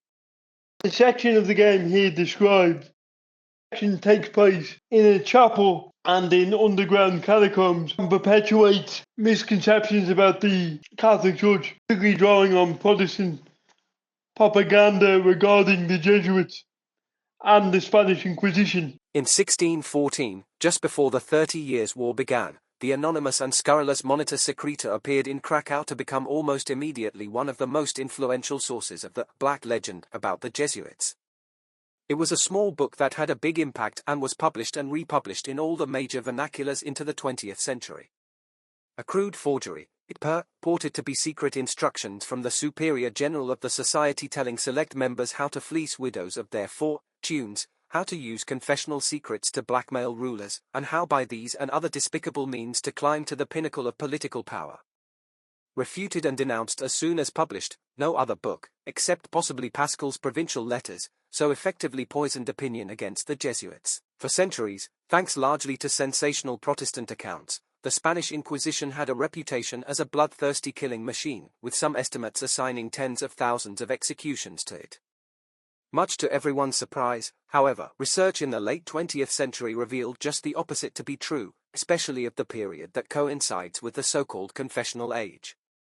The figures shocked the scholarly world, turning long-held assumptions on their head. As it turns out, between 1547 and 1700 the Spanish Inquisition executed 826 people, or only 1.8% of the total number processed by its tribunals. Equally surprising, it also burned 778 effigies in that same span of time, which means that almost as many people escaped its clutches as were actually killed by it. Moreover, when the methods of the Inquisition began to be compared to those of secular courts throughout Spain and Europe, scholars were equally surprised to discover that the dreaded Inquisition was far kinder to its prisoners than its secular counterparts. Cases were discovered of prisoners under civil jurisdiction who did everything they could to be transferred to the Inquisition, including blaspheming on purpose, or spouting heretical propositions. If nothing else, these discoveries have shown us that long-held assumptions should always be questioned. All the same, however, there is no denying that the Spanish Inquisition, despite its newly discovered relative leniency, was a fearsome agent of social disciplining that few in its day would have seen as kind and merciful. Tomb Raider draws on this anti-Catholic propaganda and the images it creates of the game in the process perpetuating Protestant propaganda and anti-Catholic images and stereotypes of the Catholic Church as dark, mysterious and bloodthirsty.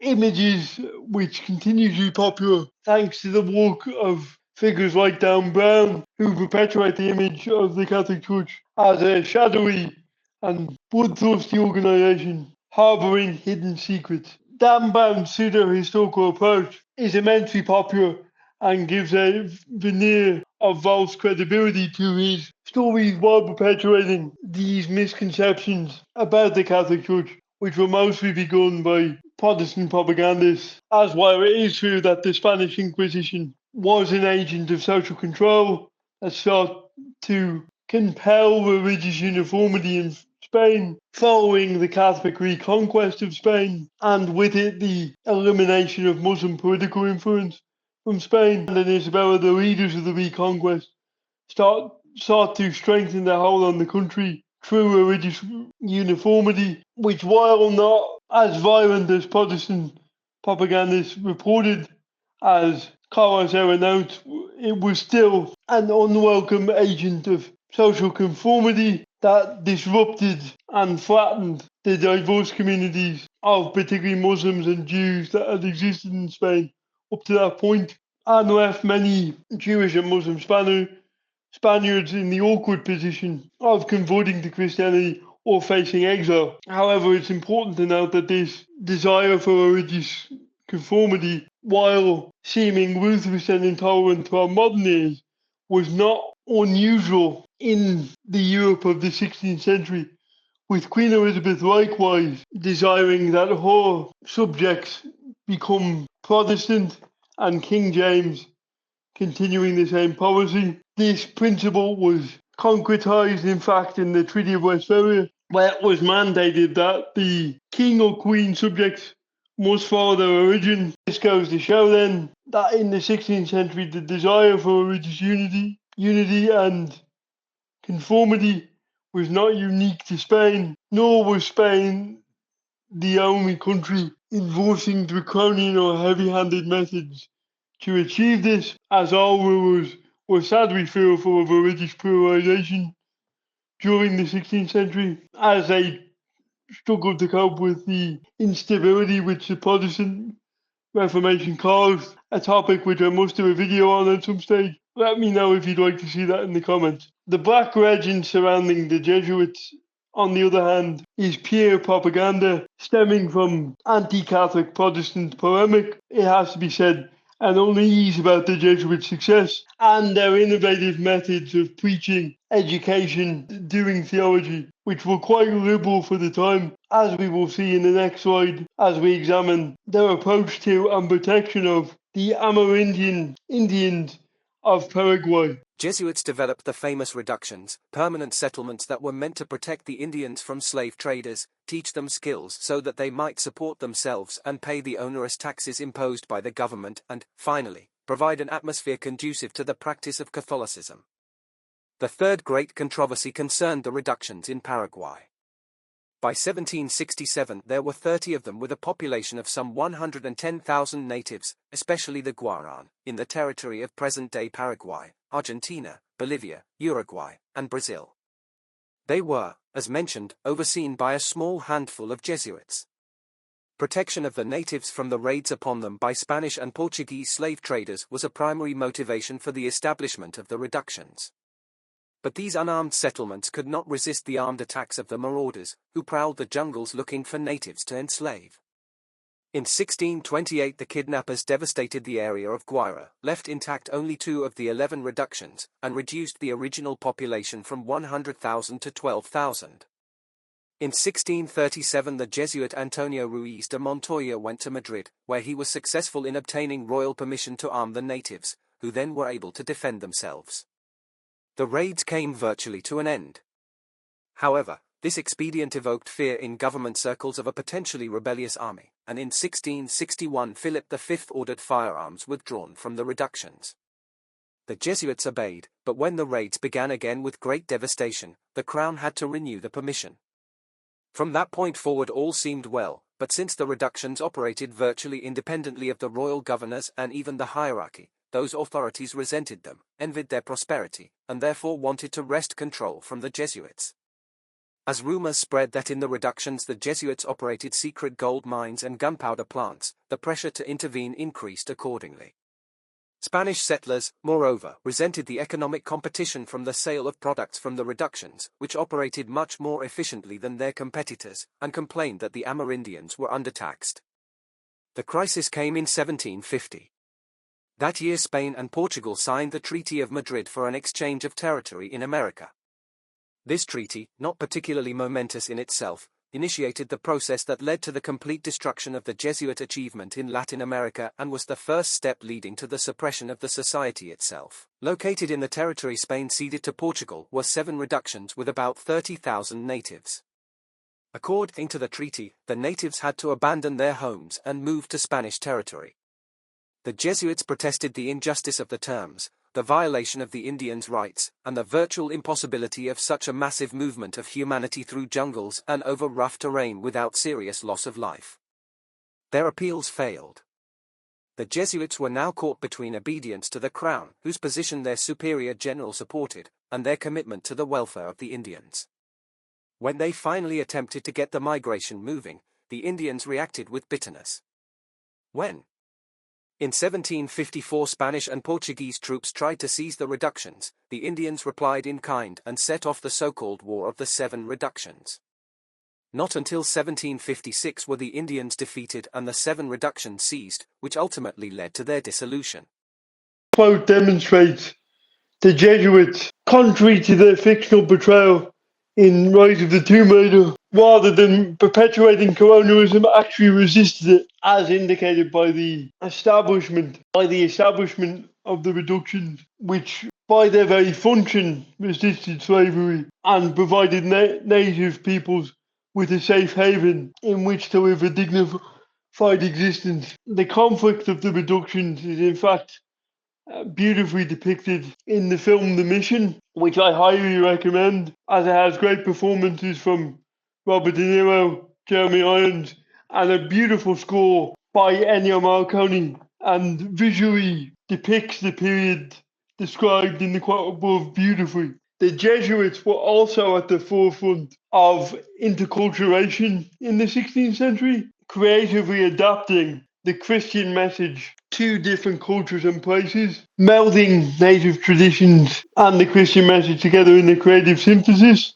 For instance, Chinese missionaries adopted Confucian dress and referred to God as the Lord of Heaven, echoing Chinese notions of sovereignty and divinity. In this approach, we can see not an erasure or a suppression of native cultures, but a creative fusion of Christianity with native cultures and traditions, creating not an environment of intellectual colonialism, but of cultural encounter and synthesis. They also proved successful in India and provided many colonized peoples with a solid, albeit Western, education. They also strove to learn the native customs and language, adopting native dress, with Mario Ricci adopting the dress of a Chinese civil servant while in China in order to better fit in with the imperial court. Jesuits also in India participated in the interreligious dialogues of the Muslim Indian Emperor Akbar the Great. So in these ways, the Jesuits were at the forefront of resistance to colonialism, preferring cultural encounter to cultural erasure or domination. Therefore, we can see that the Jesuits strove to resist colonialism and understand other cultures rather than dominate them. This is in marked contrast to the Dan Brown-esque caricature of the Jesuits presented by Rise of the Tomb Raider. Indeed, the Jesuits were the first to document through Western eyes the culture and customs of the places they visited, and as such helped Western travellers understand the customs and culture of places like China, India, and North and South America, and Japan. Therefore, we can see that the Jesuit legacy, rather than being dark and cruel, was actually much more positive than Tomb Raider or other popular depictions presume. However, it's interesting that this misrepresentation of Catholic culture and history doesn't get mentioned by scholars or even criticised, with often anti-Catholic myths being represented as fact, which shows a double standard in Orientalist and postcolonial studies, which seems to ignore some misrepresentations while decrying others, even though they both add up to the same thing: historical distortion and misrepresentation of peoples and groups. However, it's okay to be negative about Western culture and society, but not okay to distort the East. This naive double standard shows a lack of principle within popular culture, which should decry misinformation wherever it arises, regardless of which group is affected. This demonstrates the importance of historical literacy, which we will see is sometimes lacking in Orientalist and postcolonial studies. In both our popular culture and scholarship, we should strive for accuracy, not righteousness. Strive to not demonize the past just because our opinions have changed and we now possess a different perspective, but always strive to represent things accurately, fairly, and empathetically, insofar as we are able, as scholars and critically thinking human beings. In Tomb Raider, Legend, for example, it is clear that culture is an instrumentalized part of the environment rather than an element oriented toward accuracy of historical representation. The melding of cultural elements from distinct traditions is a trademark of the series. In Legend, the Norse god Thor is rendered in the weathered limestone and amethyst crystal outcroppings of Mexico's Yucatan Peninsula, while Norse war scenes are depicted in stone reliefs within Mayan temples, making it difficult to take away any clear touchstones of cultural knowledge. The Orient exists as a tableau of exoticism, visualized in stories and films that display a hodgepodge of imagery that communicates an aesthetic of difference that is nowhere but everywhere. This muddled Orientalism characterizes much of modern mysticism.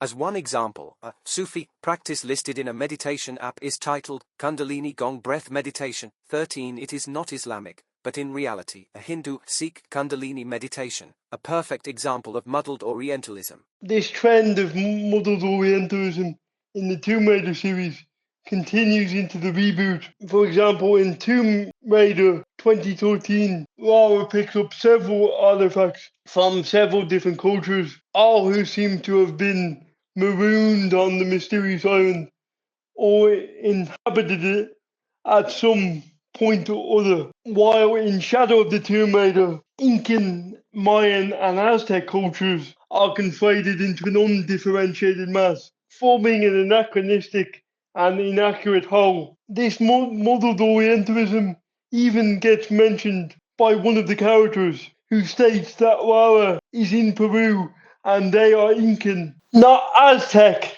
so therefore she will find no Aztec artifacts. However, she does. This, from a story point of view, is always meant to show the complex and almost magical reach of a particular artifact, but often comes from Orientalist conflation of particular cultures and viewing the East as an undifferentiated whole. This also demonstrates a tendency in modern fiction of writers to acknowledge flaws, almost hand-waving them away, allowing them to acknowledge the problem while retaining the trope, a form of having their cake and eating it. This muddled Orientalism is also seen in many New Age practices, which many spiritual traditions are blended into one differentiated whole, in the process losing any tie to their original tradition. For instance, the spiritual practices of Sufism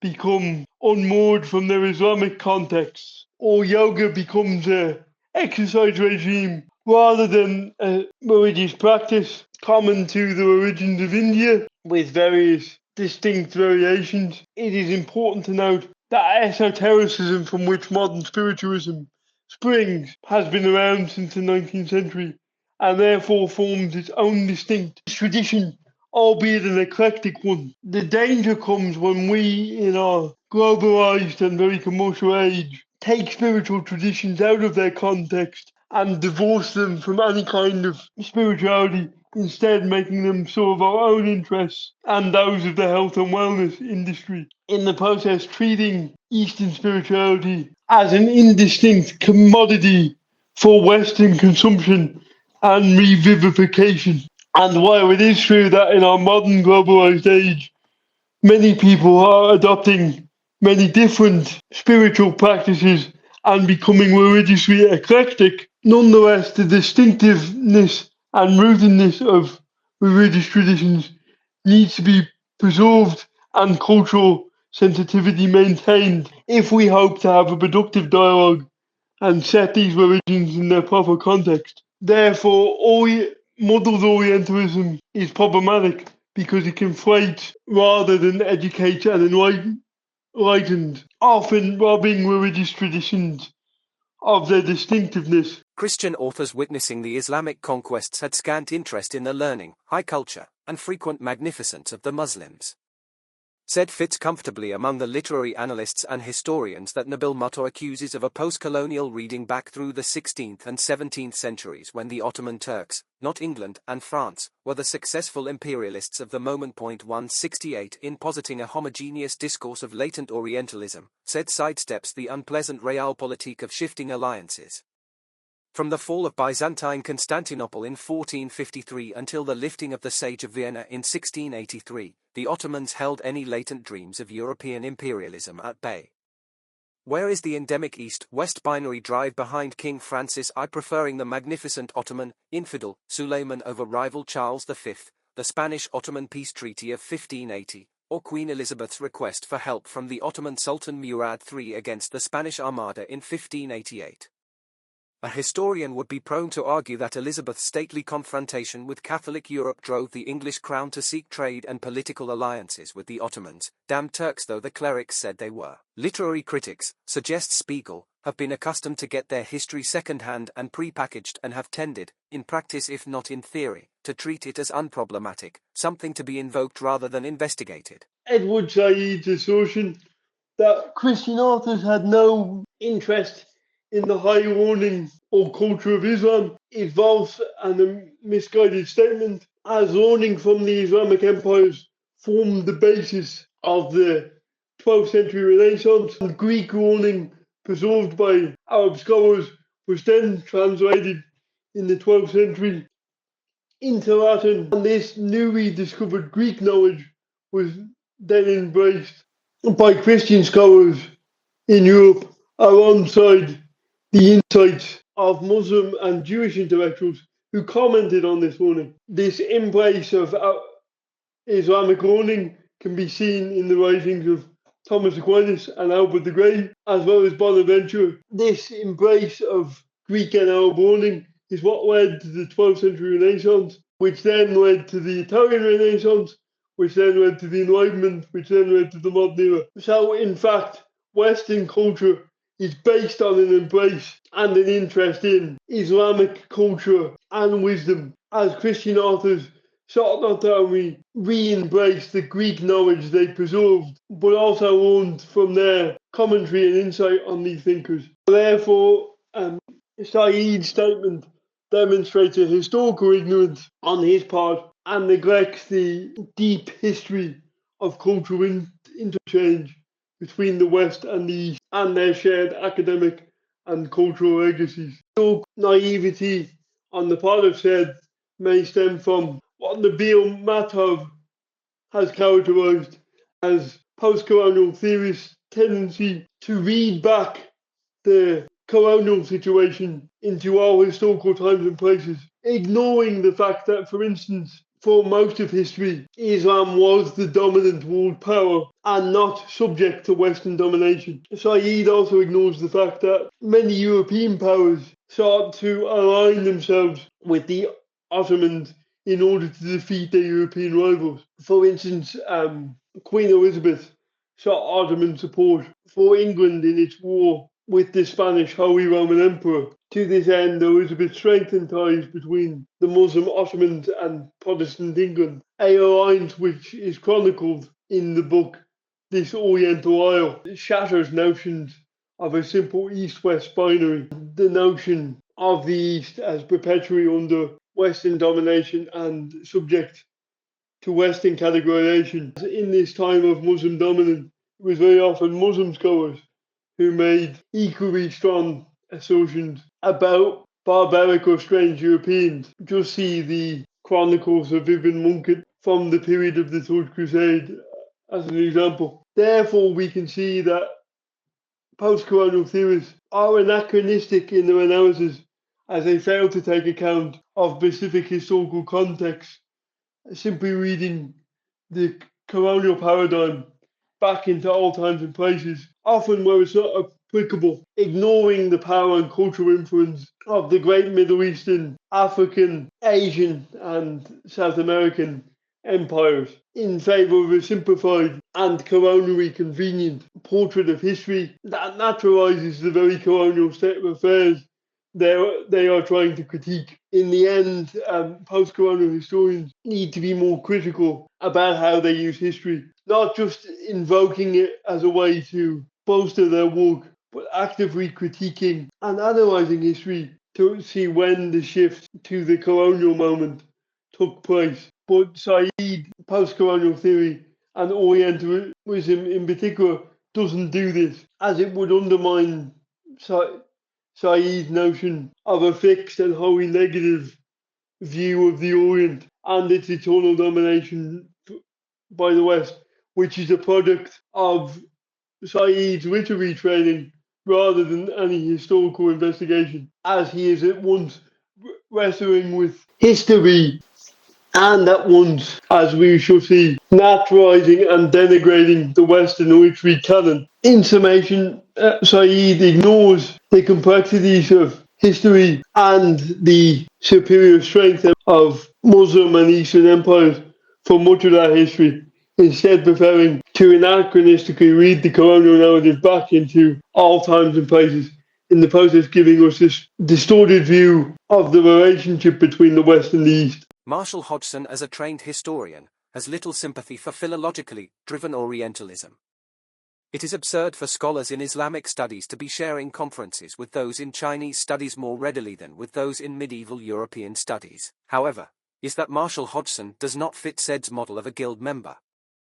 Nor do many of the prominent scholars writing about the Arab world at the time Said wrote against Orientalism. Point 22. Given that Said insists the guild is incapable of development or of self-critique, I suggest that omitting scholars like Hodgson borders on the Pantagruel. The impression that Orientalism cannot possibly change is Said's grand problem, as French reviewer Jean-Pierre Thiec suggests. Point 23. It is this problem that perpetuates the very binary of East versus West that Said so vigorously attacked. There is, however, running through the work of the great Islamic scholars, one central strand of concern for the origin and development of all those systems of thought which attempted to articulate what Muslims believe to be the revelation given to mankind through the Prophet Muhammad: tradition, law, theology, mystical thought.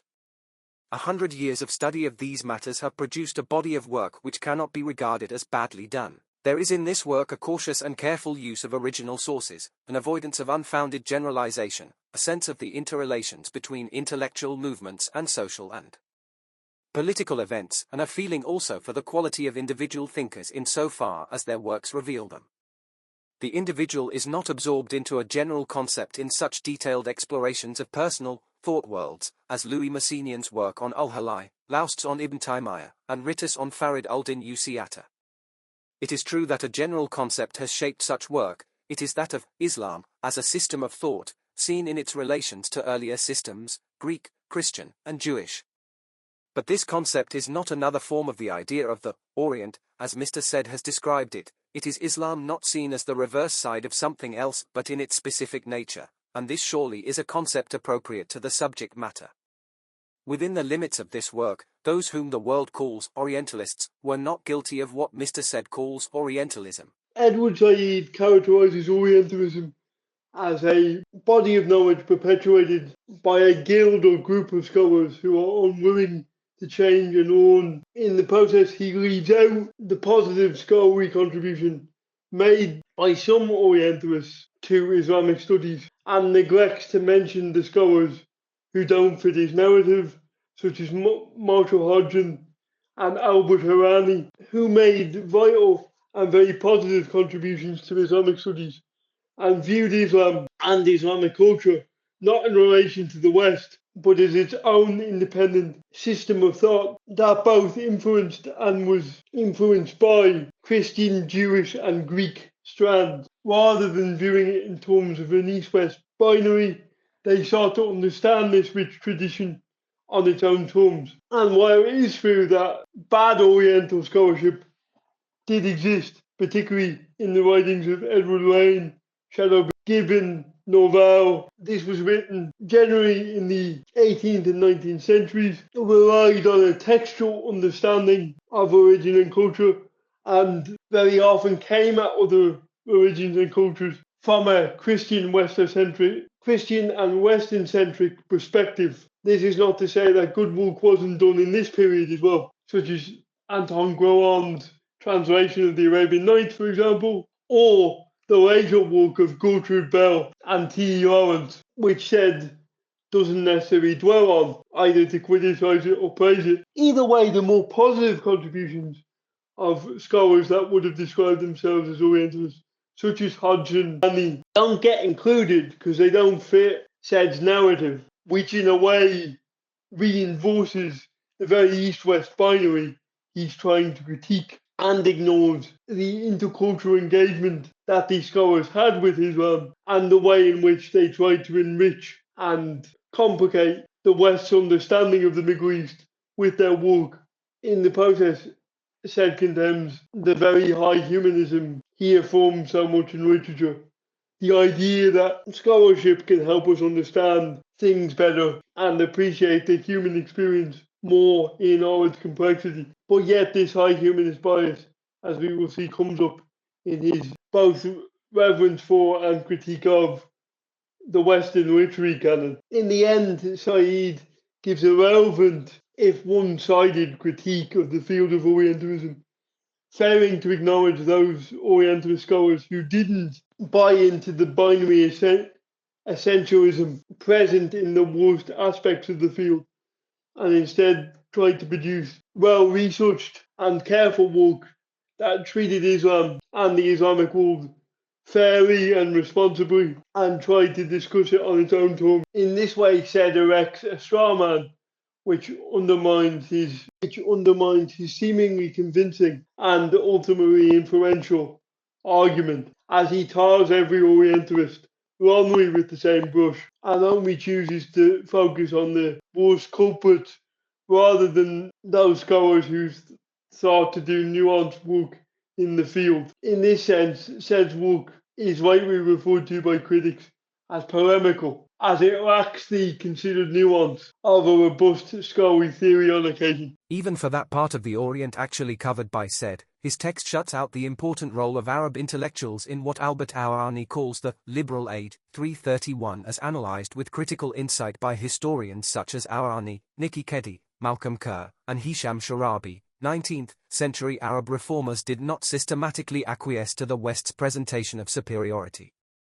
Nowhere in Orientalism is there space for the reformers Jamal al-Din al-Afghani, 1839-97, 332 Muhammad Abda, 1849-1905, 333 Ali Mubarak, 1823-92, 334 Mahmud Shaki, 1909-97, 335, and Rifa Rafi al-Tartawi, 1801-73, 336, nor the Syrian Sheikh Tahir al-Jazairi, 1851-1920, nor the Palestinian Band Ali Jawzi, 1872-1942. 337 The impact of indigenous Arab, Persian, and Turkish newspapers and journals in writing back against cultural as well as political imperialism does not even warrant a sentence. In Said's polemic. 338 The penetration of French and British imperialism neither converted the masses nor muted critical response. Nor did everything Western get rejected out of hand. 339 Indeed, it can be argued that the extreme anti-Western response in the Arab world developed near the end of direct colonial rule, in large part because of the formation of the State of Israel. As this quote demonstrates, Said completely ignores the anti-colonial writings of figures such as al-Afghani, Muhammad Abduh, Rashid Rida, and Muhammad Abduh, and their contributions to the Nada or Enlightenment/Renaissance, as they sought to both adapt Western ideas to Islamic culture and sought to counter Western colonialism in the process, creating a discourse and image of the West that persists in the Islamic world to this day and has shaped the Islamist discourse of figures such as Bin Laden, mostly through the writings of Rashid Rida, Muhammad Abdur, and the founder of the Islamic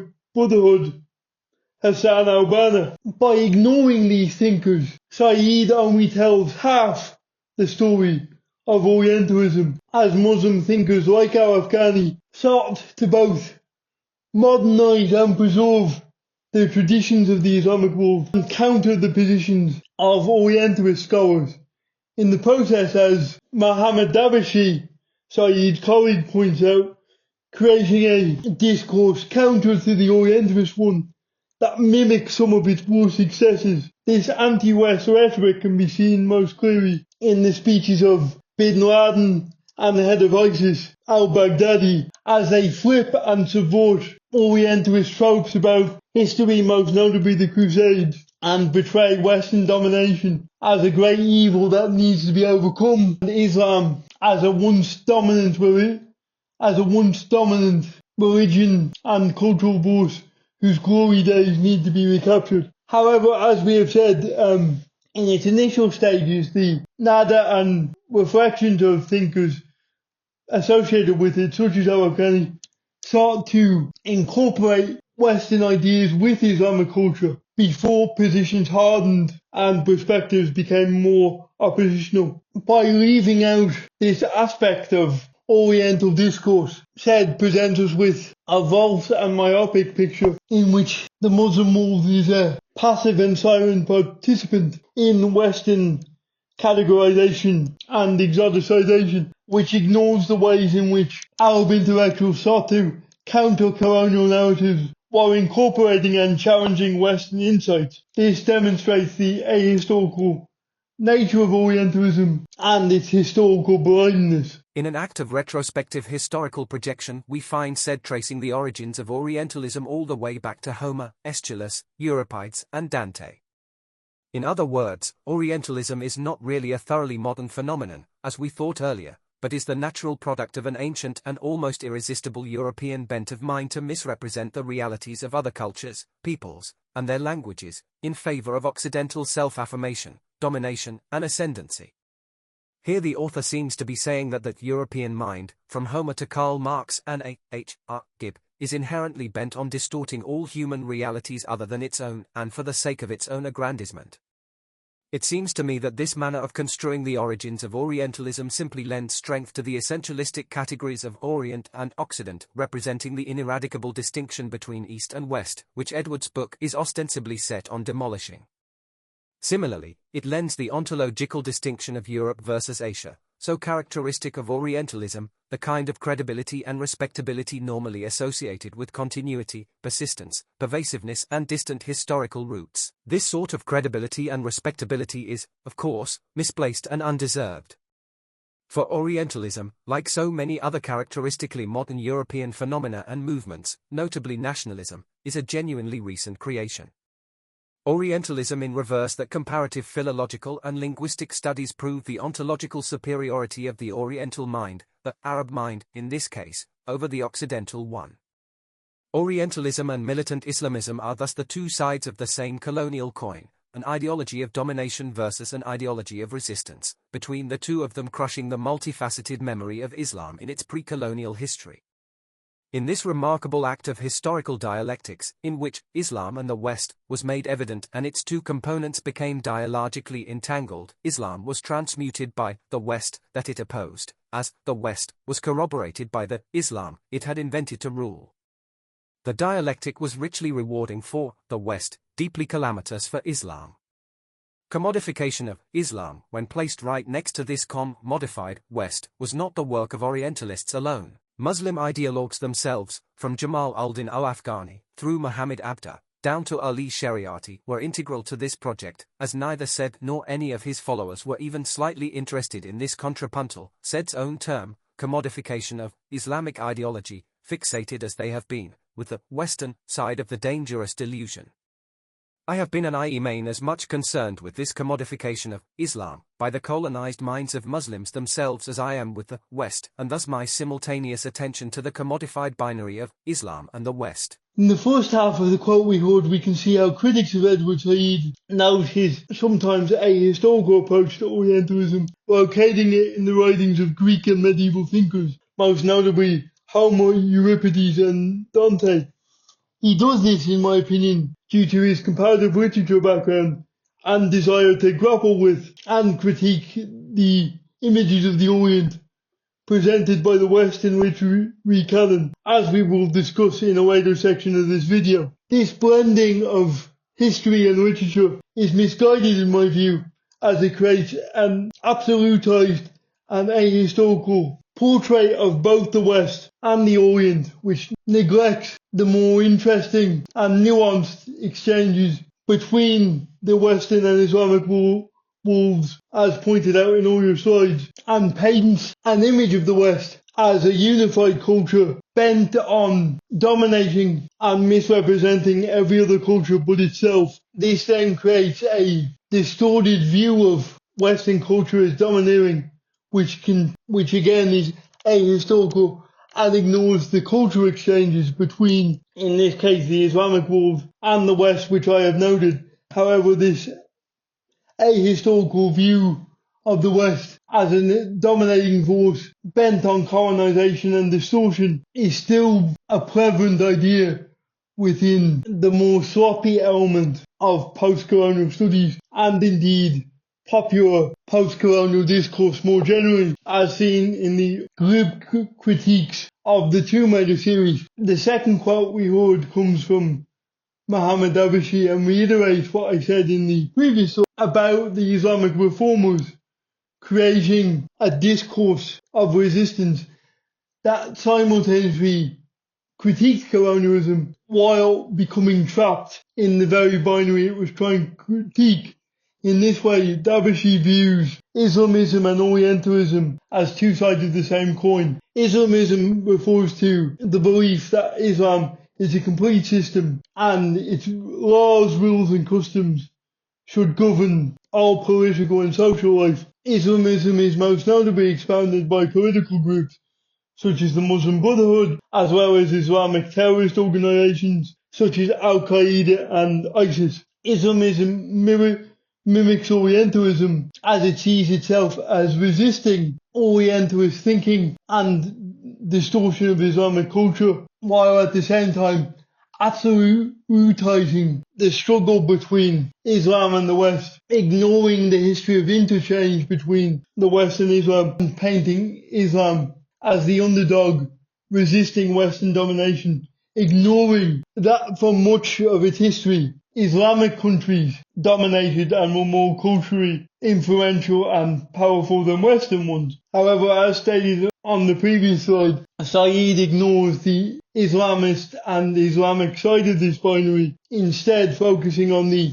Orientalist side of the coin, and like the Islamic reformers before him, ends up absolutizing the very binary he's trying to critique. Indeed, we can see that the speeches of Osama bin Laden, Abu Bakr al-Baghdadi, echo many of the Orientalist ideas, except in reverse, emphasizing, as I have said, the need for Islam to restore its former glory and fight back against Western aggression and domination. In the end, Said and other scholars, as well as Islamist ideologues, end up perpetuating an ahistorical narrative which reinforces the idea of the Islamic and Western worlds as diametrically opposed, clashing civilizations, ignoring the historical complexities of exchange and encounter and shifting power dynamics throughout time. But how did these ideas gain currency, and why is post-colonial studies so prominent in our current intellectual landscape? Orientalism was the most popular within those sectors of the university intelligentsia which either originate in the ethnic minorities or affiliate themselves ideologically with the academic sections of those minorities. Those who came as graduate students and then joined the faculties, especially in the humanities and the social sciences, tended to come from upper classes in their home countries.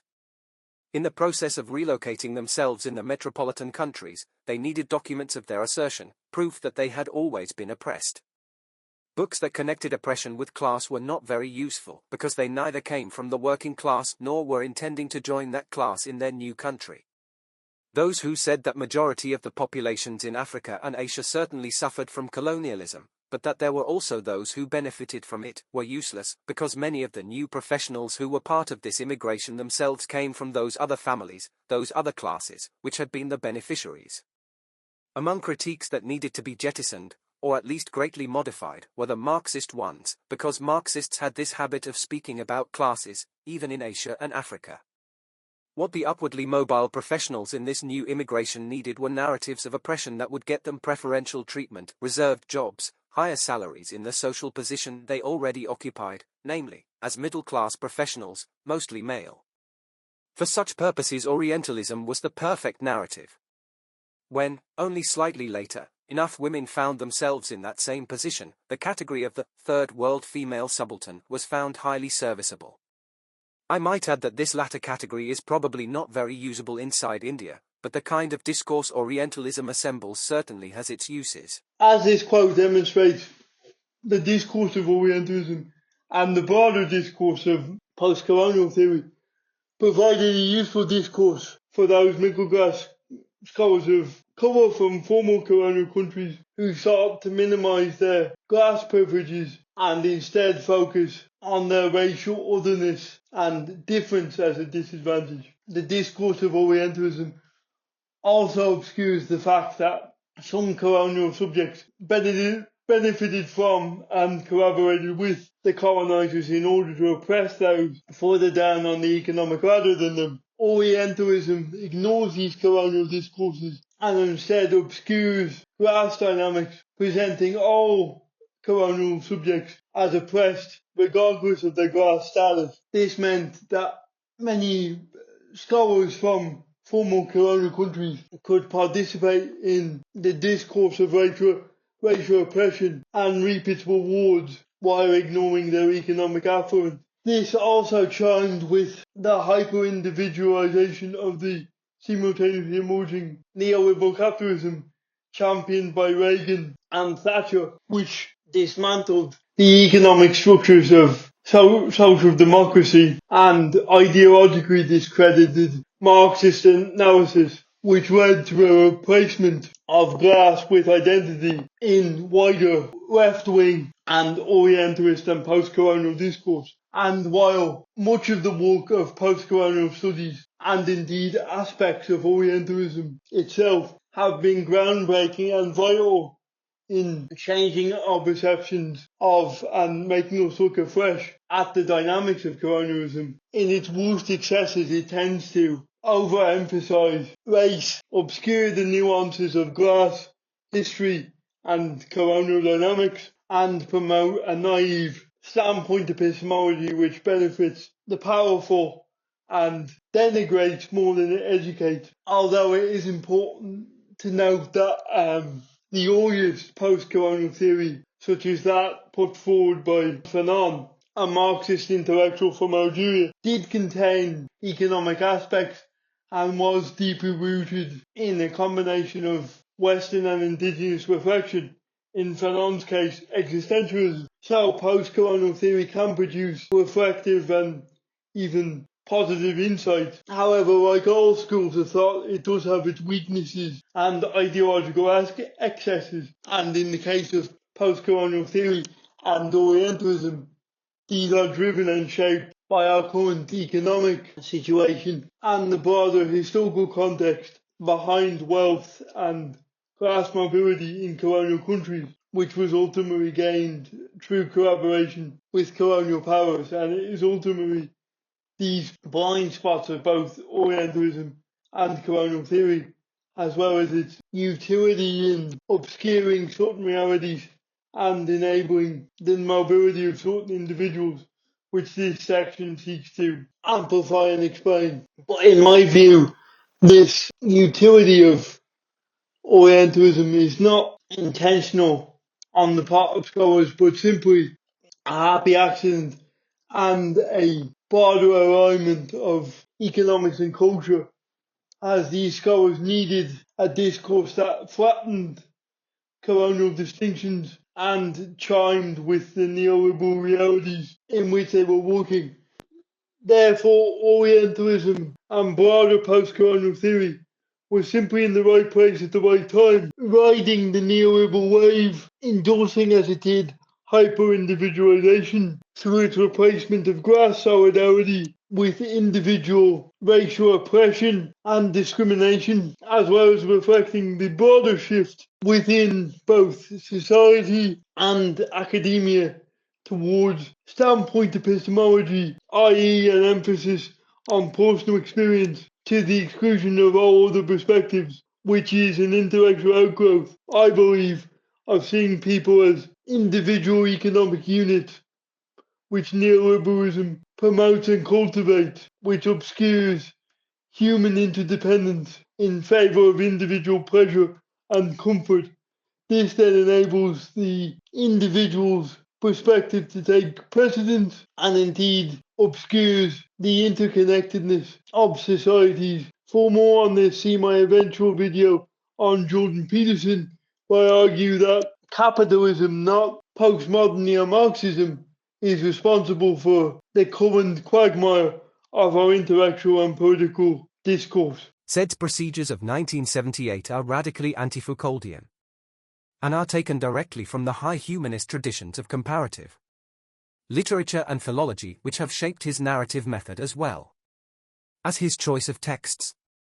For it is the proposition of this alternative, humanist, tradition that, a, there is an unified European Western identity which is at the origin of history and has shaped this history through its thought and its texts, b, this seamless and unified history of European identity and thought runs from ancient Greece up to the end of the 19th century and well into the 20th, through a specific set of beliefs and values which remain essentially the same, only becoming more dense, and c, that this history is immanent in and therefore available for reconstruction through the canon of its great books. Said subscribes to the structure of this idealist metaphysic, even though he obviously questions the greatness of some of those great books.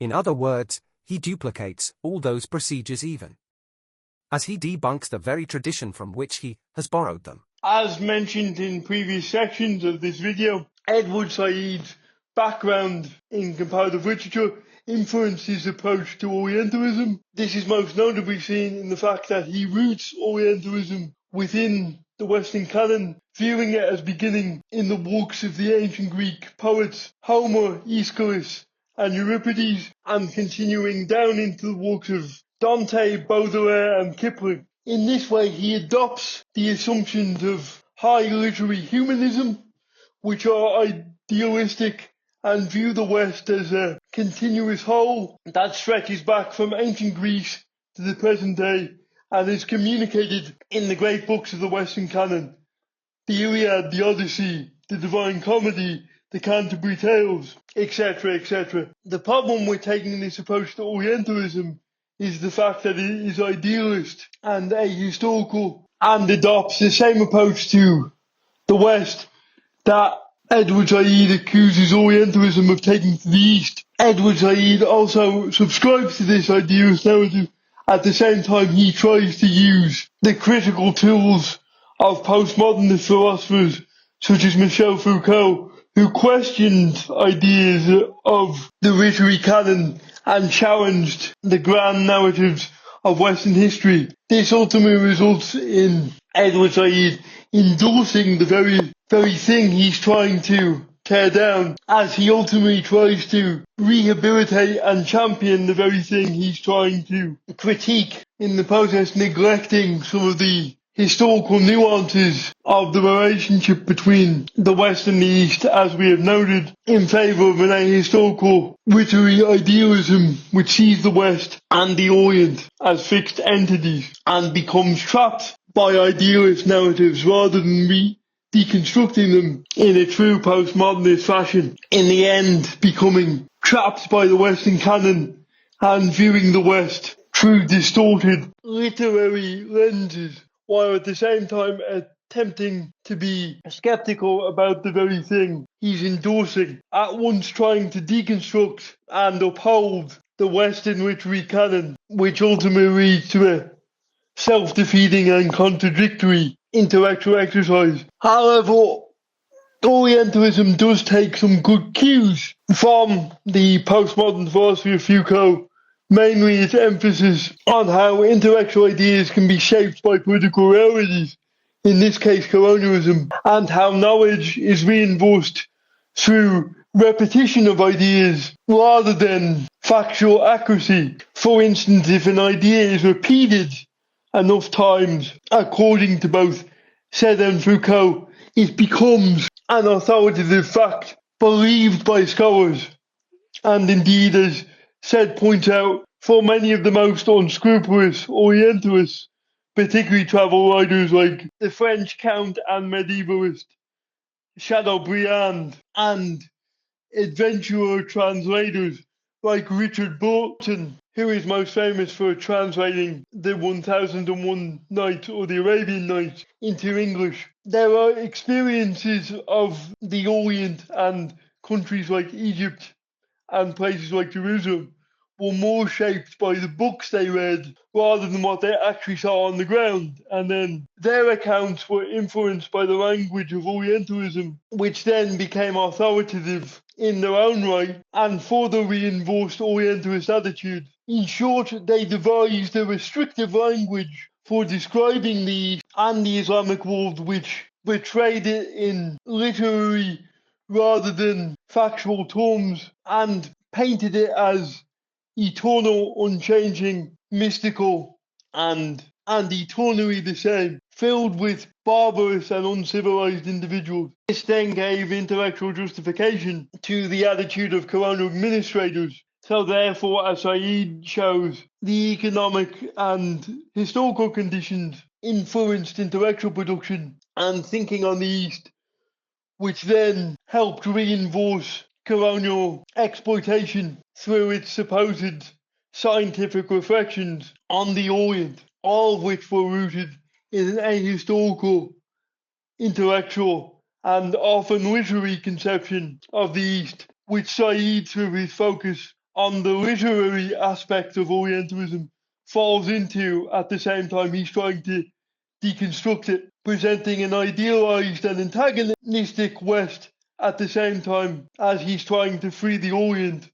from the same idealization. This in many ways shows the limitations of his literary training, a limitation which he fails to acknowledge but nonetheless shapes Orientalism, which, while it does provide us with a new lens through which to reflect on how colonialism operates, ultimately reinforces the very thing it's trying to critique. The book Orientalism took no account of pulp fiction, doggerel, cinema, theatre, music hall, popular sing-songs, panto, mime, postcards, science fiction, and cartoons. Said has been followed in his focus on the elite and high culture by his followers and allies, who write about Lady Mary Wortley Montagu, Delacroix, E.M. Foster, and so on. But it is unsafe to assume that wider attitudes to the Orient were shaped by the intellectual elite in some kind of trickle-down effect. So what did the majority of the empire builders read? Plausibly, Jim Corbett's Bring Em Back Alive, John Buchan's Green Mantle, S.O.M. Urset Maugham's short stories, Rider Haggard's She, P.C. Wren's Beau Geste, Jack London's White Fang, Henty's. The ever-growing literature of travel and adventure, always pushing further into the unknown, and always leaving something for the next pioneer. Still armies might march into the mountains and be lost for weeks, as Roberts marched on Kandahar, into the desert and be lost forever. As Hicks was lost at El Abeid. Still false prophets might arise in the wastes beyond Wadi Halfa. Still Lhasa was unvisited, and a man might make himself as famous by riding to Kiva in fact, as by discovering King Solomon's mines in fiction. The ways of adventure stood wide open. As this quote demonstrates, Said takes no account of how popular culture influenced attitudes toward the Orient and shaped people's perceptions of it. He fails to discuss cinema, pulp fiction, pantomime, or theatre. This neglect of popular culture is a major oversight of Said and his later commentators who prefer to investigate high culture rather than delving into how Orientalism manifests in the popular fictions of both the colonial period and the present day. For instance, there is no discussion of works of pulp fiction, such as those written by Edgar Rice Burroughs, who wrote Tarzan, the Conan the Barbarian, or Solomon Kane stories, both written by Robert E. Howard, which contain Orientalist elements and influence our popular notions of adventure fiction right down to Indiana Jones, and by extension our notions of the Middle East and Islamic world in both pulp fiction and cinema. Indeed, a great example of modern Orientalism can be seen in Disney's Aladdin, discussed by the YouTuber Hakim in his video, Is Aladdin Racist?, in which he discusses the Orientalist nature of Aladdin. This video can be found in the description to this video. In the end, the failure of Said and his acolytes to grapple with the pop culture depictions of the Orient and the Islamic world is an elitist oversight that prevents nuanced discussions of how Orientalism manifests itself in contemporary entertainment franchises like Indiana Jones and Tomb Raider, and is a massive gap in Orientalist scholarship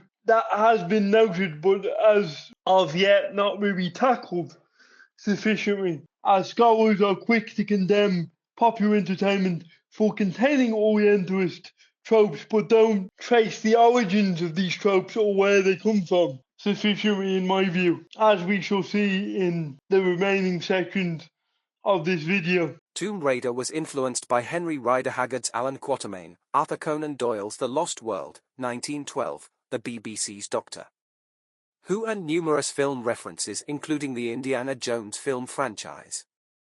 A trope asterisk figure of speech, especially one that uses words in senses beyond their asterisk literal meanings.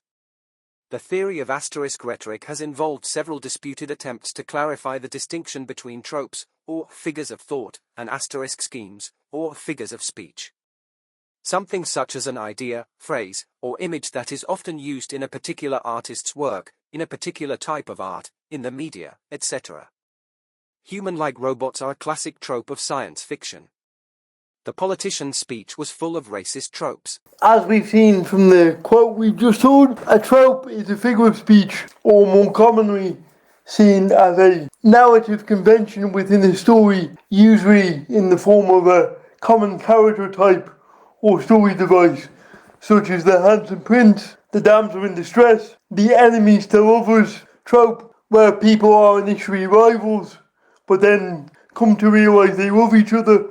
This trope stretches all the way back to Shakespeare's Much Ado About Nothing and continues from Jane Austen's Pride and Prejudice all the way down to modern romantic comedies and romance novels. It can be visually or narratively communicated. It is important in the case of Tomb Raider, for instance, as in video games. A character model often indicates the way a character is supposed to move and perform within the game world.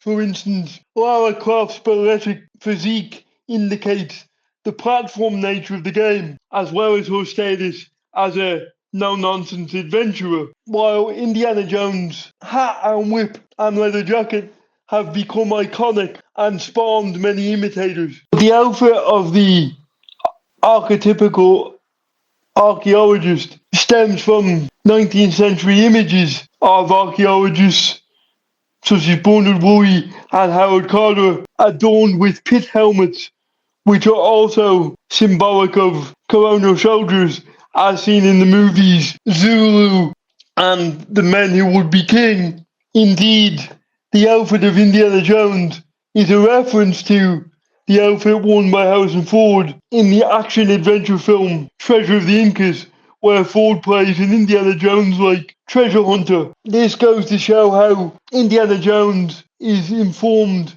by all your cinematic depictions and 19th century archaeology, with then Indiana Jones influencing later portrayals, creating a kind of Russian doll effect of referentiality within literature. where the trope of the archaeologist gathers layers which need to be unpicked. However, our popular image of the archaeologist mostly comes from the 19th century and a few specific figures, as we will see in the next slide. In our modern era, many writers seek to subvert or challenge tropes. For instance, look at George R. R. Martin with Game of Thrones, where the handsome prince Jaime Lannister and the gorgeous princess Sophia Lannister are actually the villains, and the noble good characters who act like moral knights in other tales actually meet sticky ends as they are unable to navigate the more treacherous world of Westeros. Likewise, modern Disney films like Frozen like to play with their established conventions and tropes. However, what most media commentators miss is that these tropes aren't inherently problematic, and due to their nature as common literary devices, often get used without much thought and reflection. So, for instance, a writer will take up the trope of the adventure archaeologist without much thought as to its colonial implications, viewing it primarily as a literary device. Therefore, criticism needs to take account of the fact that many tropes are divorced from their historical roots, and it's up to us as scholars not necessarily to deconstruct the tropes, but to locate their roots, examining where these images come from, so we can provide a context for these tropes through which they can be understood, analysed, and integrated. This avoids the naive, facile, pseudo-progressive critiques that you often see dismissing games like Tomb Raider as simply outdated colonial power fantasies, rather than taking the effort to put them in their proper literary context and recognise where the literary tropes come from, historically speaking. In this case, Tomb Raider's tropes stem from popular adventure fiction and cinema, notably Indiana Jones and other adventure serials and pulp fiction stories, which take their images and ideas about the archaeologist from 19th century real life figures, as we will see in the next section. Whilst the modern investigators of the past come in many various shapes and sizes, the prime, stereotypical pop culture archaeologist usually conforms to the individual as adventurer or mild eccentric. This image can be traced back to the earliest days of archaeology and antiquarianism. For antiquarianism, in most cases, red treasure hunting. Heinrich Schliemann, 1822 to 1890, represents, for many, the best example of the adventurer eccentric, combining equal amounts of both, often in seriously large doses. A pioneer in early archaeological excavation, the German-born Schliemann amassed a considerable personal fortune through his business dealings, before retiring at the age of 41, to devote his life to archaeology, beginning the excavation of what he believed to be the ancient and semi-mythical city of Troy in 1870. Schliemann was single-minded and passionate. He may not always have been right in his interpretations, and some have since questioned his motivation, but he was certainly a powerful character at the cutting edge of 19th century archaeological discovery. Other shapers of the adventurer stereotype include characters such as Giovanni Belzoni, 1778 to 1821, Howard Carter, 1874 to 1939, and Leonard Woolley, 1880 to 1960. Woolley, whose extensive fieldwork experience included sites in the Aegean, Egypt, Syria, and Mesopotamia throughout the early decades of the 20th century, probably helped, more than any other archaeologist of the time, to install the popular dress code of the televisual, and for that matter, celluloid, archaeologist. In the many photographs that exist of him, the image of dust-covered, pith-helmeted, khaki short-wearing investigator of the past, working amidst the shattered remains of some of the world's earliest and most interesting civilizations, is certainly a striking one. Association with contemporary adventurer explorers such as T.E. Lawrence, later, of Arabia, who worked with Woolley as archaeological supervisor between 1912 and 1914, certainly helped strengthen the stereotype for a British, European, and American public hungry for boys' own style adventure in exotic locations. Such imagery was built upon further through early cinematic experimentation and through popular fiction. As this quote demonstrates, how the trope of the treasure-hunting archaeologist derives from early pioneers in the field, such as Heinrich Schliemann, a German businessman and amateur archaeologist slash treasure hunter who sought to uncover the legendary city of Troy, which he did in the city of Hisarlik in modern-day Turkey. However, in his eagerness to get to the Bronze Age remains of Troy, he destroyed and carelessly disposed of many of the other ancient and medieval artifacts he found in an act of archaeological vandalism in his haste to get to the Bronze Age remains of Troy. This event demonstrates the importance of systematic procedure when conducting archaeological digs, as Schliemann, in his haste to dig down towards Troy, squandered much of Hisarlik's history. Other pioneers in the field were much more systematic and meticulous about how they conducted their digs, with two notable examples being Howard Carter, the man who discovered the tomb of Tutankhamun and whose discovery fueled interest in Egyptology and helped develop the popular image of the archaeologist. Likewise, Gertrude Bell, who we've discussed earlier in this video, also contributed to our understanding of the archaeology of the Near East with her systematic photographs, notes and investigations. She even set up the Iraqi Museum to preserve the antiquities of Iraq and the surrounding Near East. This museum was sadly destroyed in 2000 following the US invasion of Iraq, and many of its artifacts were sold off to unscrupulous antique dealers. Nonetheless, Gertrude Bell's legacy in preserving Mesopotamian history and culture and expanding our understanding of the Middle East remains a vital contribution to early archaeology, remains important, and her adventurous life may have indirectly inspired the adventures of our craft, as noted earlier in this video. Other archaeologists that may have inspired pop culture depictions include Bernard Woolley, as well as the exploits of noted archaeologist and adventurer T.E. Lawrence, better known as Lawrence of Arabia,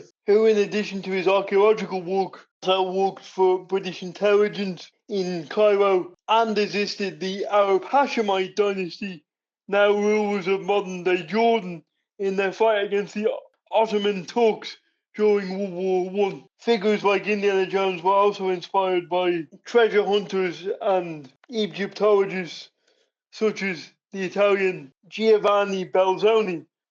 All these colonial treasure hunters and early archaeologists contributed to the creation of an image of archaeologists and archaeology within the popular imagination, which was then refined and taken up by popular fiction, cinema, and video games, in the process becoming a literary trope and convention and becoming divorced from its 19th century origins, with many fictional archaeologists and their adventurers echoing the characteristics and attitudes of these 19th century archaeological pioneers simply out of literary habit rather than conscious inspiration. This idea will be explored more in the next section. Whilst the modern investigators of the past come in many various shapes and sizes, the prime, stereotypical pop culture archaeologist usually conforms to the individual as adventurer or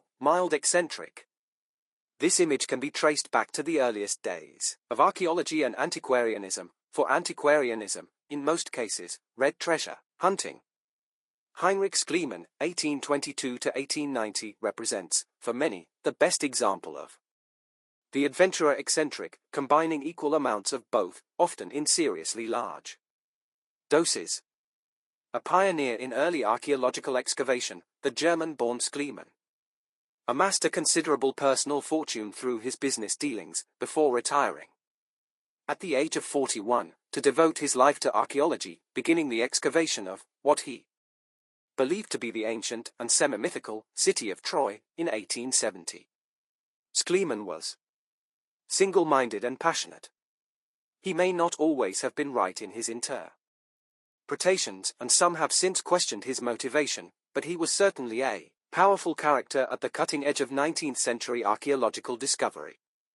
Other shapers of the adventurer stereotype include characters such as Giovanni Belzoni, 1778–1821, Howard Carter, 1874–1939, and Leonard Woolley, 1880–1960.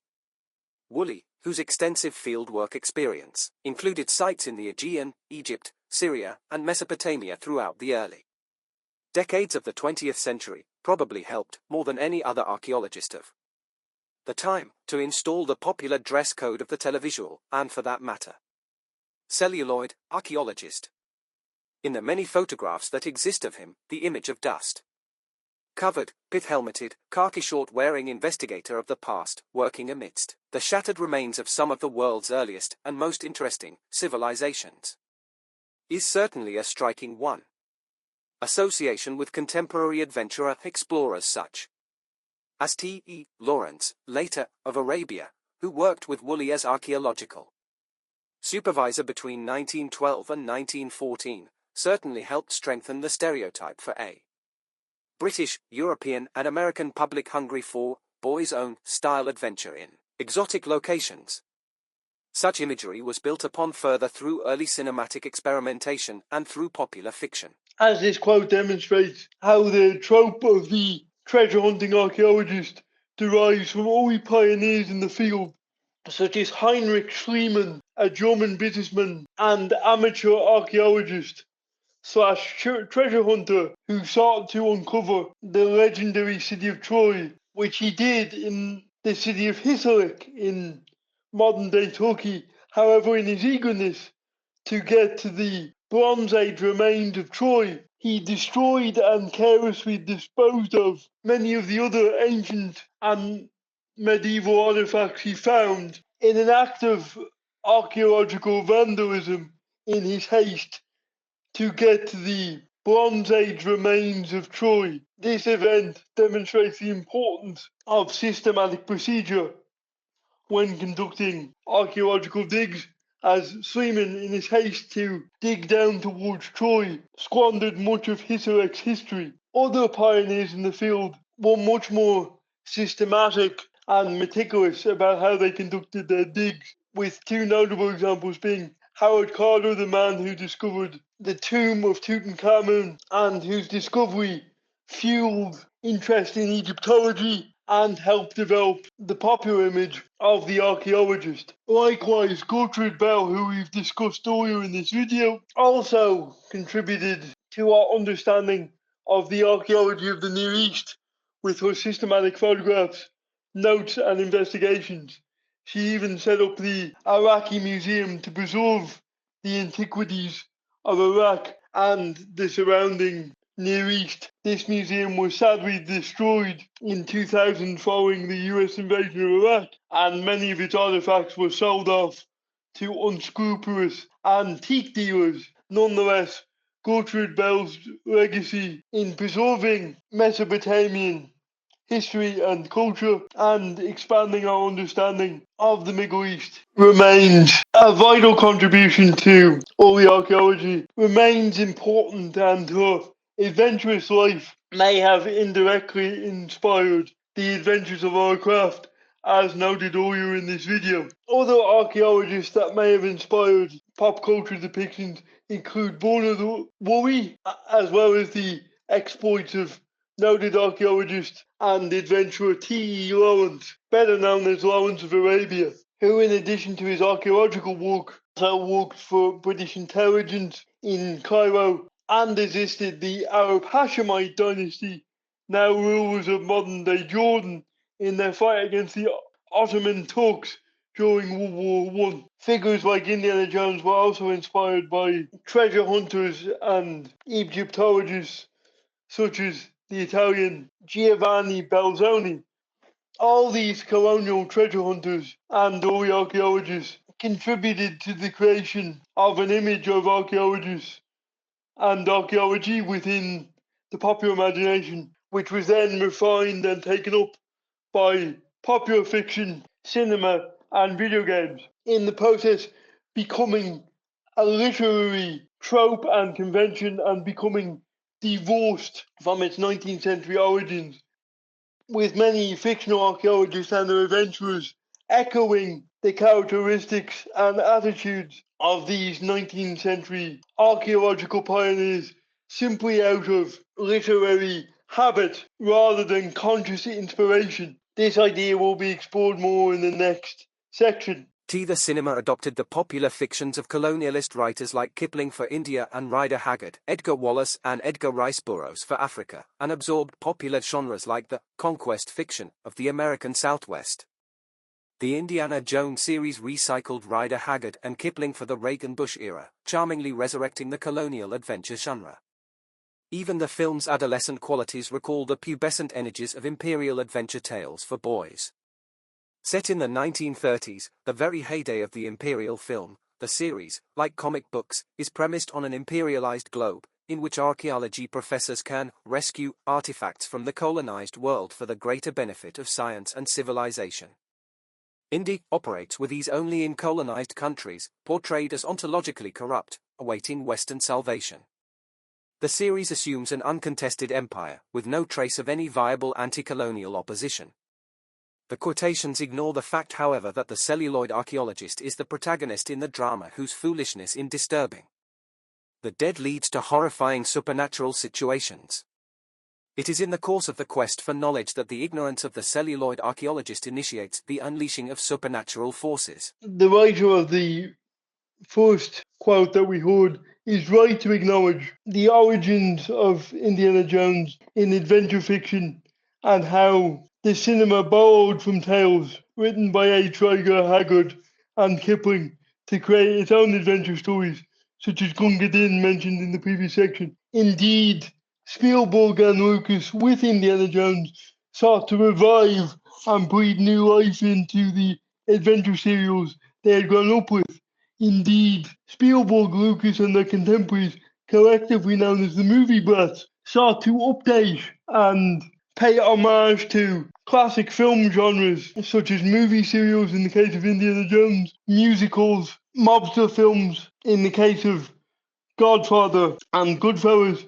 In short, the movie brats sought to bring a new energy to classic Hollywood cinema and adapt it to contemporary sensibilities and bring their own creative energy to these genres. What the writer misses is the fact that while Indiana Jones evokes colonial and pulp adventure fiction, it does not subscribe to historical colonialism. For example, the writer complains that there is no colonial resistance shown in the Indiana Jones films and describes the films as existing in a world of uncontested imperialism. However, if we look at the films, we see that, first of all, in the case of Raiders of the Lost Ark, Egypt achieved its independence in 1922. So in the case of Raiders, India is in a post-colonial rather than a colonial country. And in Temple of Doom, the British officials are portrayed as comical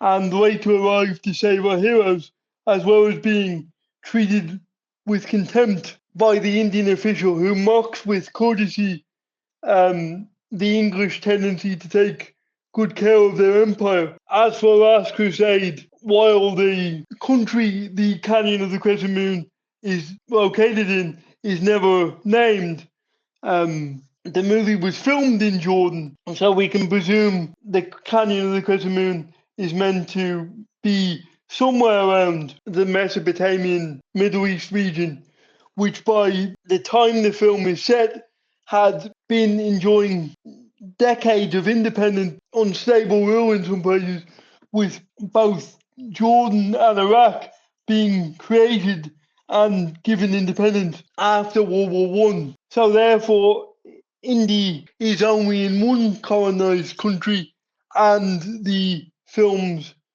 do not promote colonization, but instead mostly take place before World War II in post-colonial countries.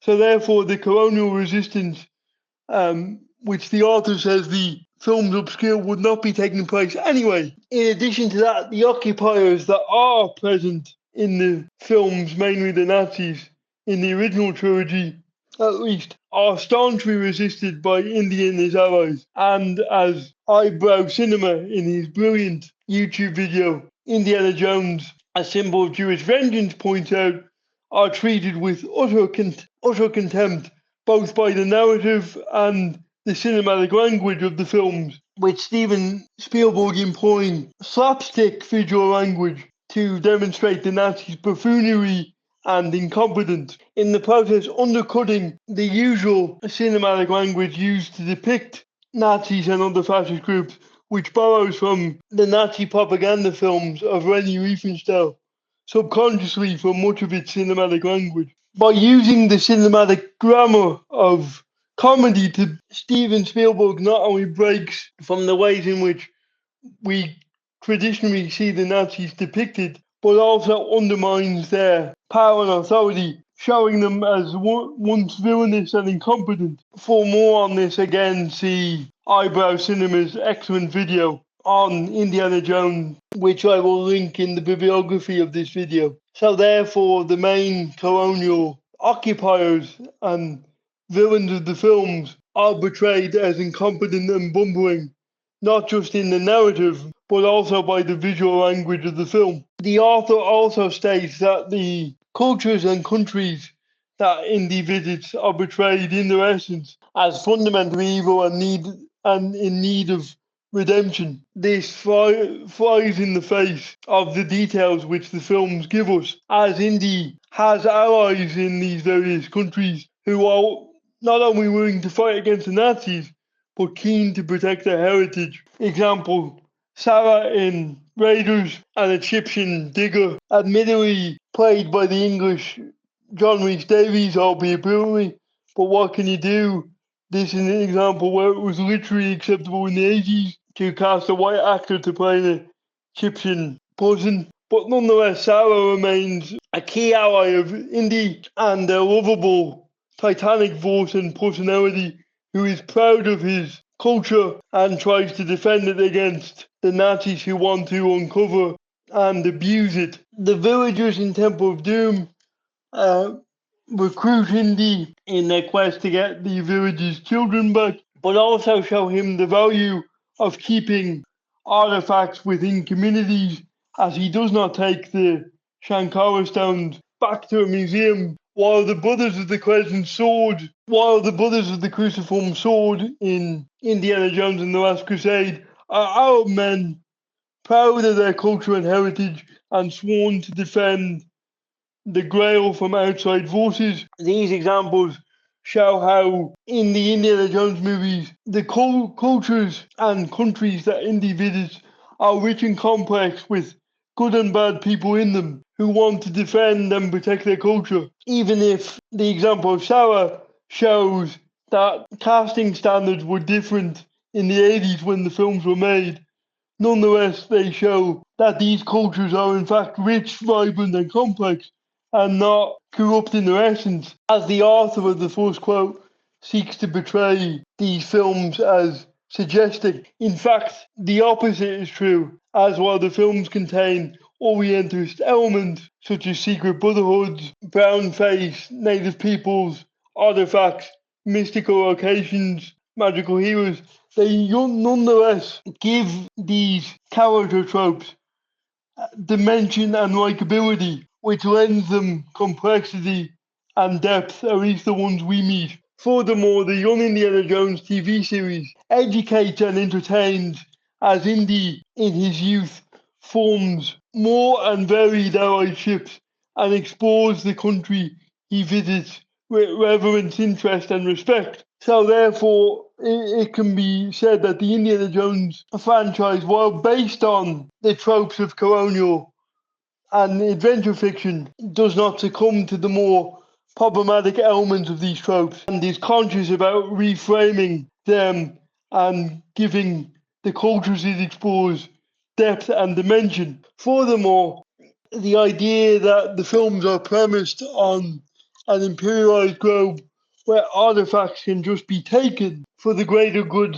of science and civilization, is misleading in the case of Indiana Jones and ignores one of the most subversive tropes of adventure / archaeological fiction. Firstly, Indiana Jones' famous "It belongs in a museum" quote seems to me more an indictment of antique smugglers and the recognition that the past deserves to be studied and maintained properly, as well as seen by everybody, more than it is a colonial desire to gobble up cultures and steal civilizational treasures. Indeed, the films occasionally frame Indy as somebody keen for fortune and glory, but whose heroic and archaeological integrity prevent him from doing so. Furthermore, very often, Indy fails to recover the artifacts he seeks within the films due to the fact that they partake in one of the most subversive tropes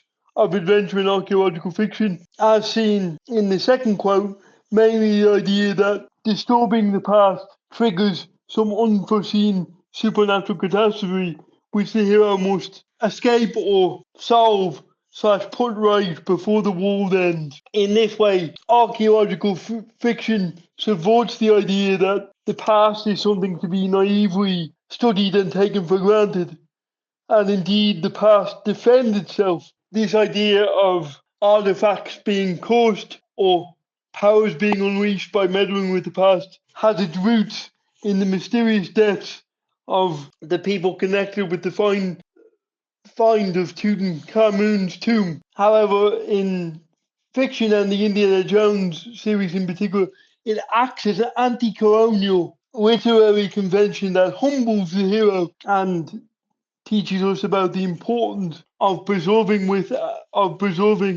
and not meddling with the past. This trope of the past defending itself and leading to the unwitting death of the villains is seen in all 5 of the Indiana Jones movies. In Raiders of the Lost Ark, the Ark wipes out a Nazi battalion. Indy and Marion, recognizing the power of the Ark, are only spared its wrath when they close their eyes. The Ark is then taken away to a secret facility, lest its powers fall into the wrong hands. Then in Temple of Doom, Indy recognizes the power of the Shankara stones and leaves them in the care of the community from which they were originally stolen, in the process preserving the Indian village's cultural heritage. Then in Last Crusade, when Elsa tries to remove the Grail from the temple and take it away from its resting place, the temple collapses, killing Elsa.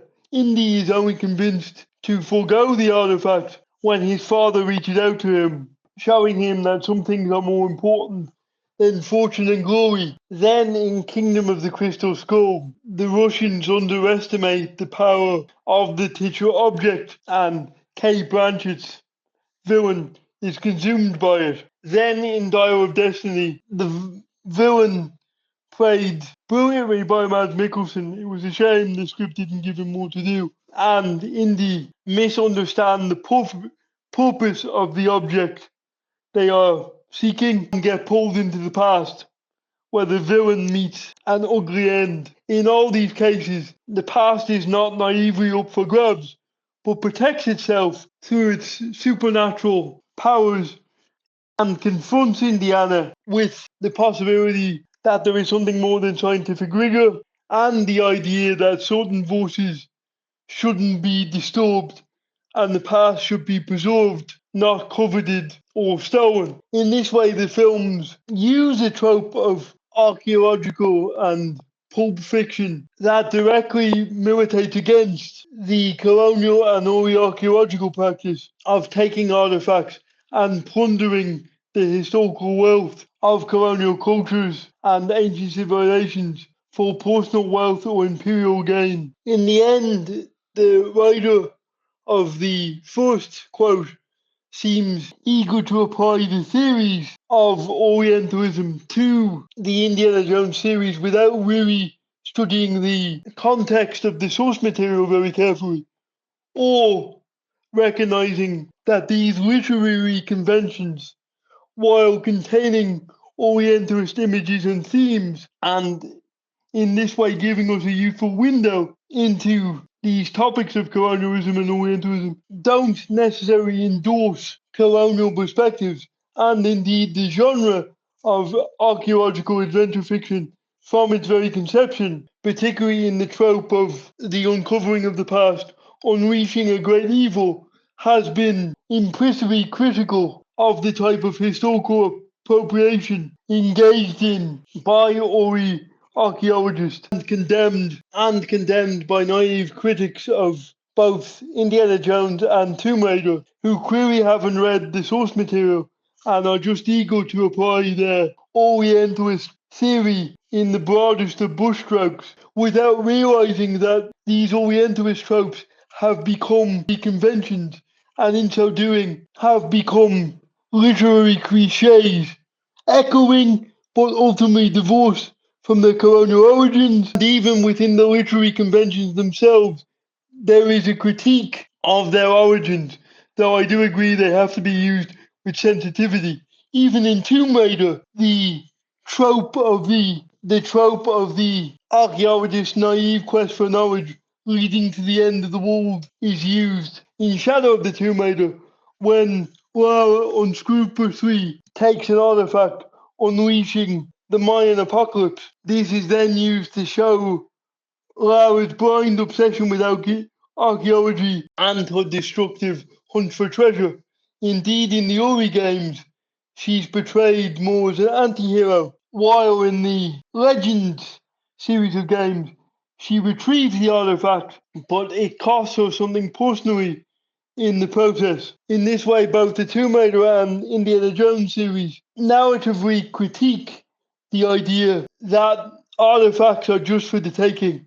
They do this through the use of the supernatural object trope and the archaeologist's unleashing powers they cannot possibly imagine, which is a trope that emerges from adventure fiction and archaeological fiction in particular, with the first instance I can find of it being in Robert E. Howard's Solomon Kane story, The Footfalls Within, wherein an unwitting group of Ottoman soldiers who Kane is fighting against unleash an ancient Solomonic evil, leading to their deaths. This trope of the artifact preserving itself militates against the idea that the past, particularly of other cultures, is just for the taking, and demonstrates how adventure and archaeological fiction does not just simply regurgitate a naive Orientalism, but is in fact more complex than that, as I hope I have demonstrated in this section. In the end, I think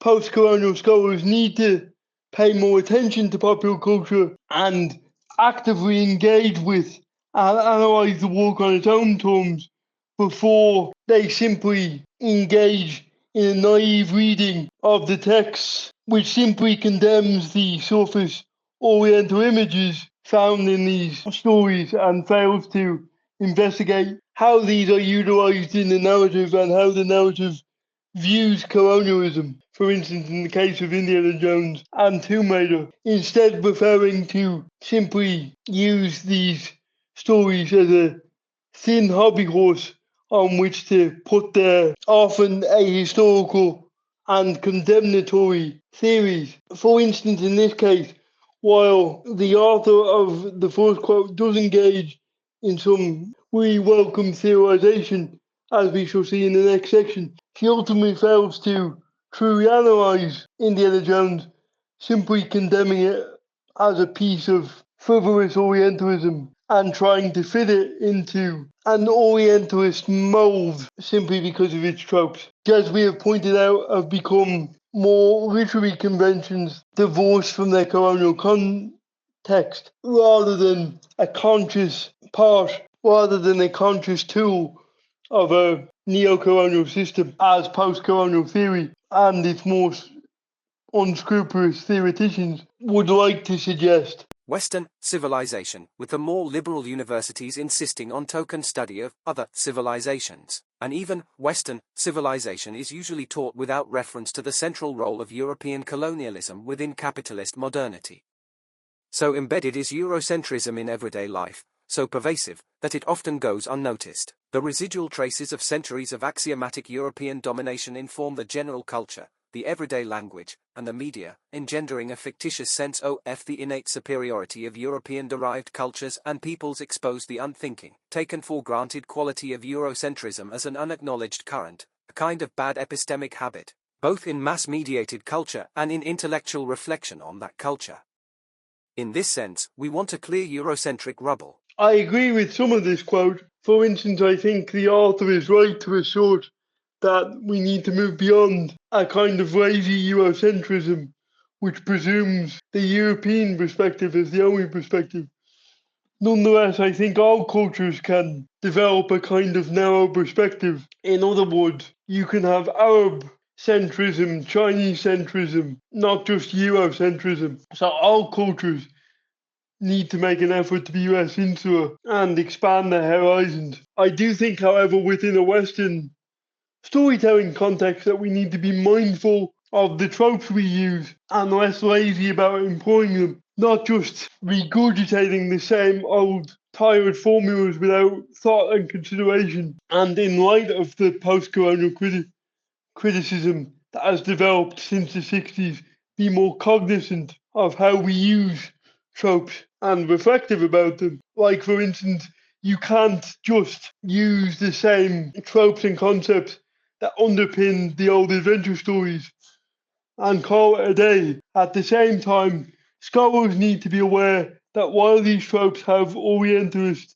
images and colonial roots, they take on an idealized character when they enter fiction and do not necessarily represent or directly endorse or even consciously invoke colonial ideas, simply echoing their images and the images of Orientalism by virtue of literary convention. For instance, the tribal warrior, the pit-helmeted archaeologist, the mysterious lost city built by a now distinct and venerable ancient civilization. Therefore, we can see that literary tropes, while having their origins in historical colonialism, often echo but lose touch with that reality, and this needs to be borne in mind by scholars who need to be much more attentive to the ways in which Orientalist representations in literature, films, comics, video games, and other popular culture often become simply the stock and trade of fiction, idealized echoes of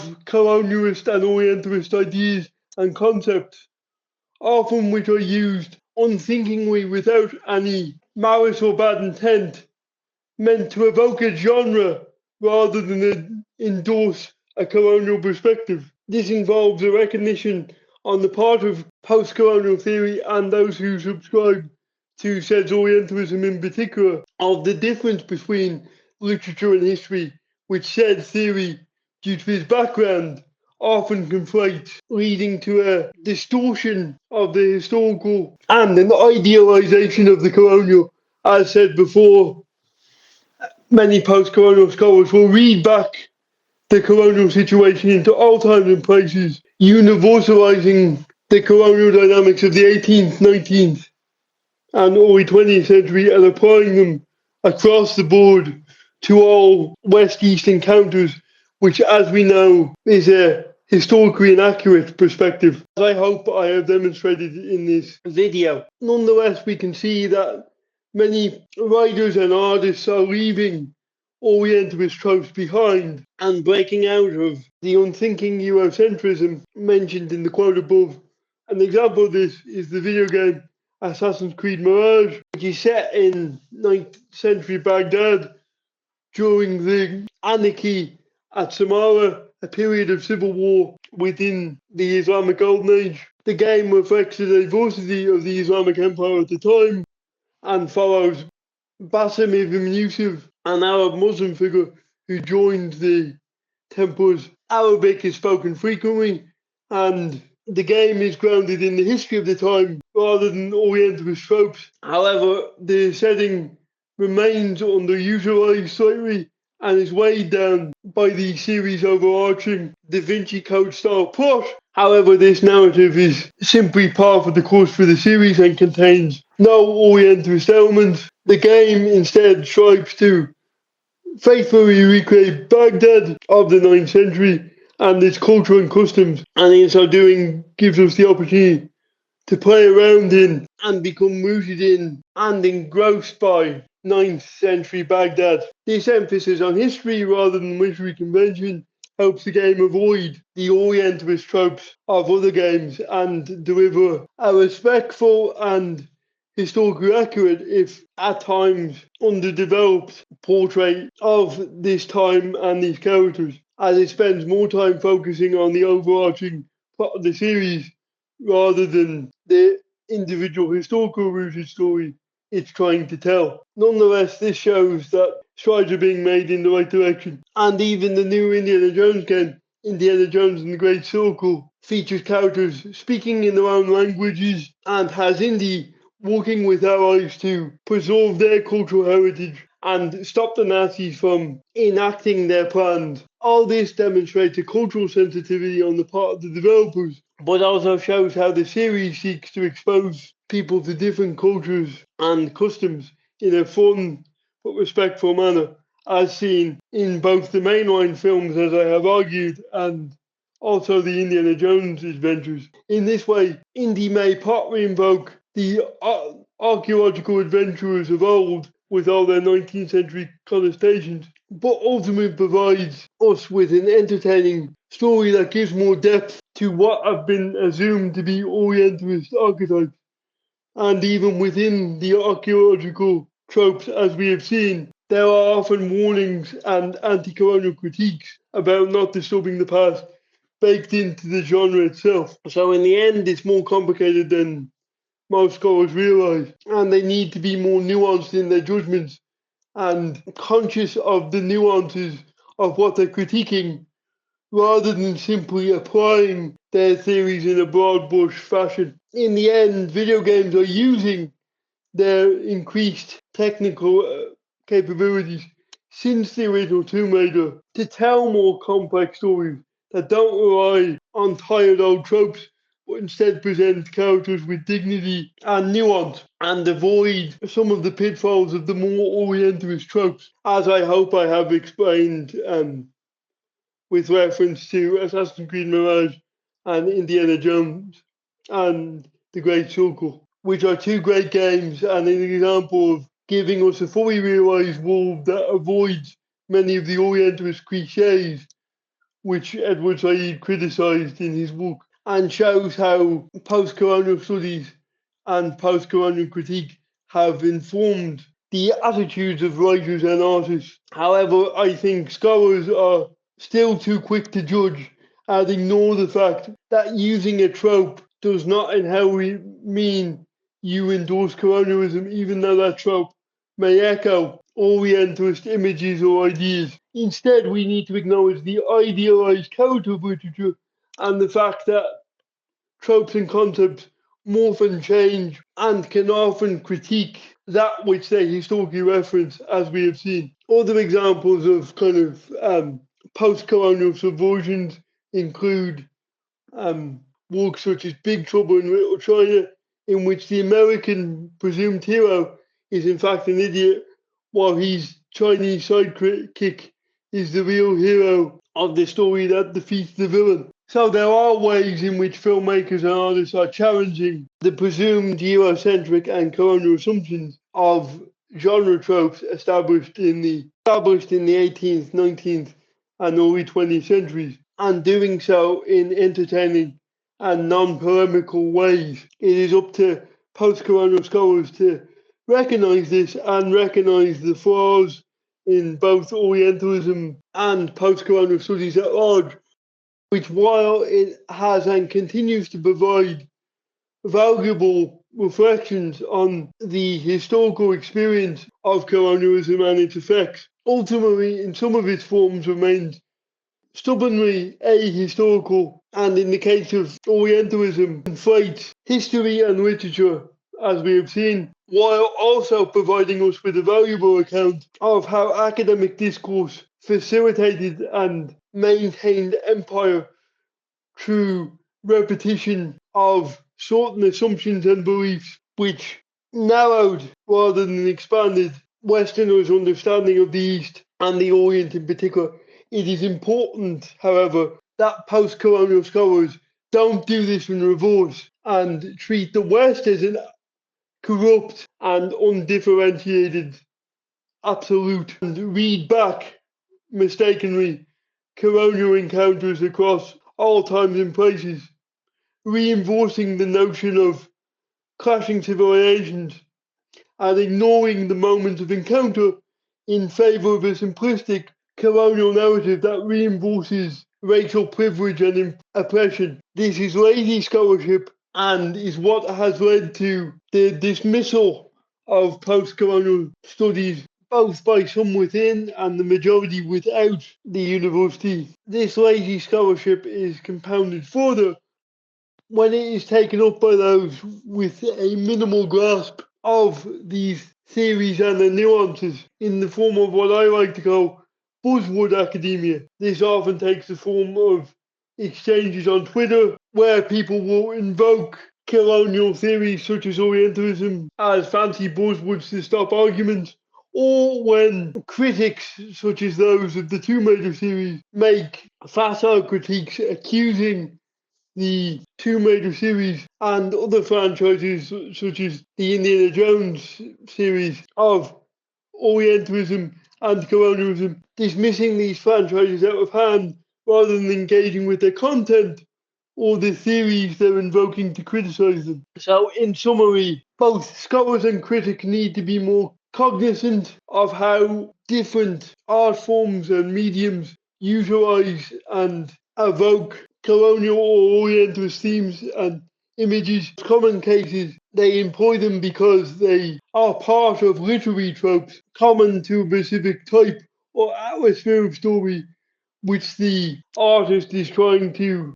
utilize in order to communicate in a shorthand fashion the nature of their story or world. As stated many times previously, these tropes often echo and indeed obliquely reference their origins and context, while at the same time, due to their frequent repetition and conventionality, have become detached from their original colonial context and intention and simply become part of the taken for granted literary fabric.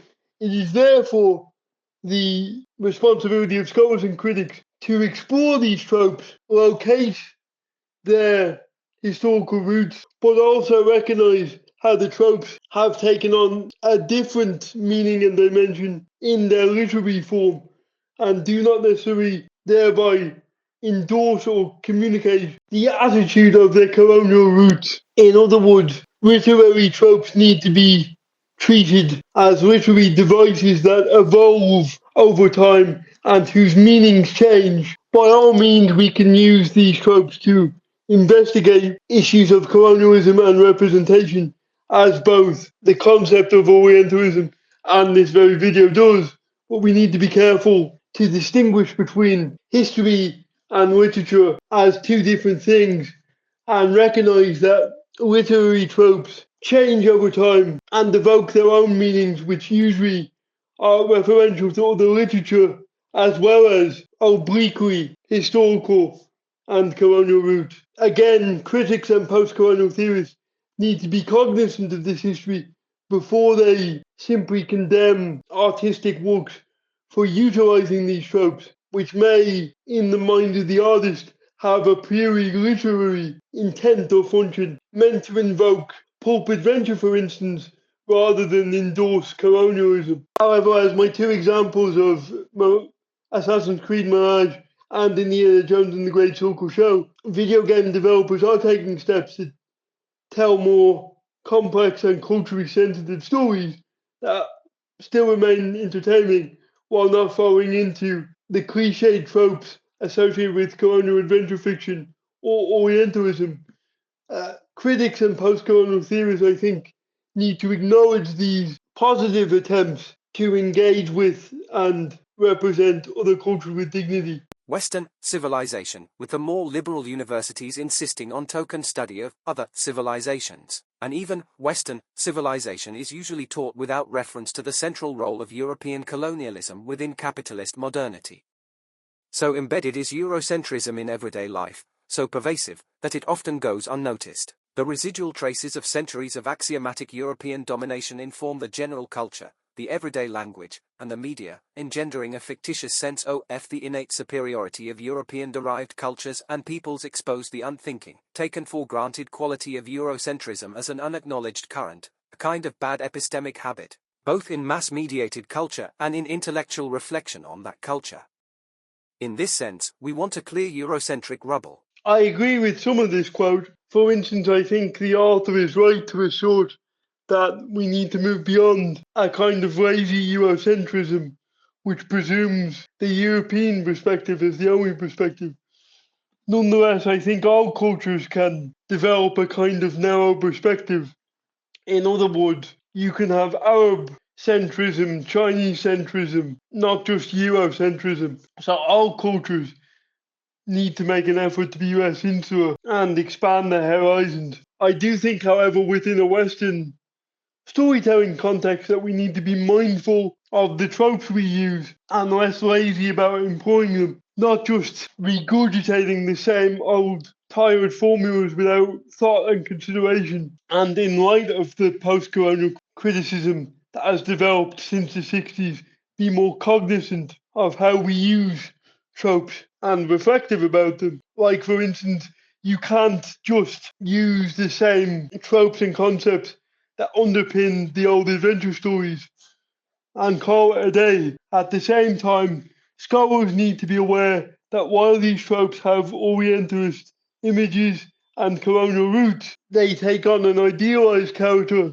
when they enter fiction and do not necessarily represent or directly endorse or even consciously invoke colonial ideas, simply echoing their images and the images of Orientalism by virtue of literary convention. For instance, the tribal warrior, the pit-helmeted archaeologist, the mysterious lost city built by a now distinct and venerable ancient civilization. Therefore, we can see that literary tropes, while having their origins in historical colonialism, often echo but lose touch with that reality, and this needs to be borne in mind by scholars who need to be much more attentive to the ways in which Orientalist representations in literature, films, comics, video games, and other popular culture often become simply the stock and trade of fiction, idealized echoes of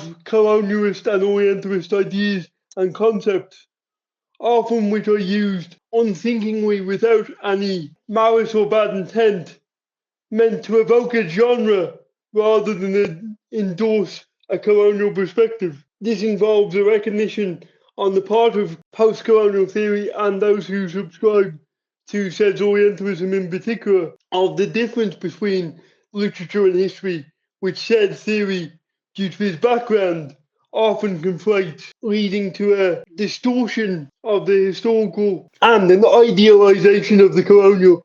As said before, many post-colonial scholars will read back the colonial situation into all times and places, universalizing the colonial dynamics of the 18th, 19th, and early 20th century and applying them across the board to all West-East encounters, which, as we know, is a historically inaccurate perspective, as I hope I have demonstrated in this video. Nonetheless, we can see that many writers and artists are leaving Orientalist tropes behind and breaking out of the unthinking Eurocentrism mentioned in the quote above.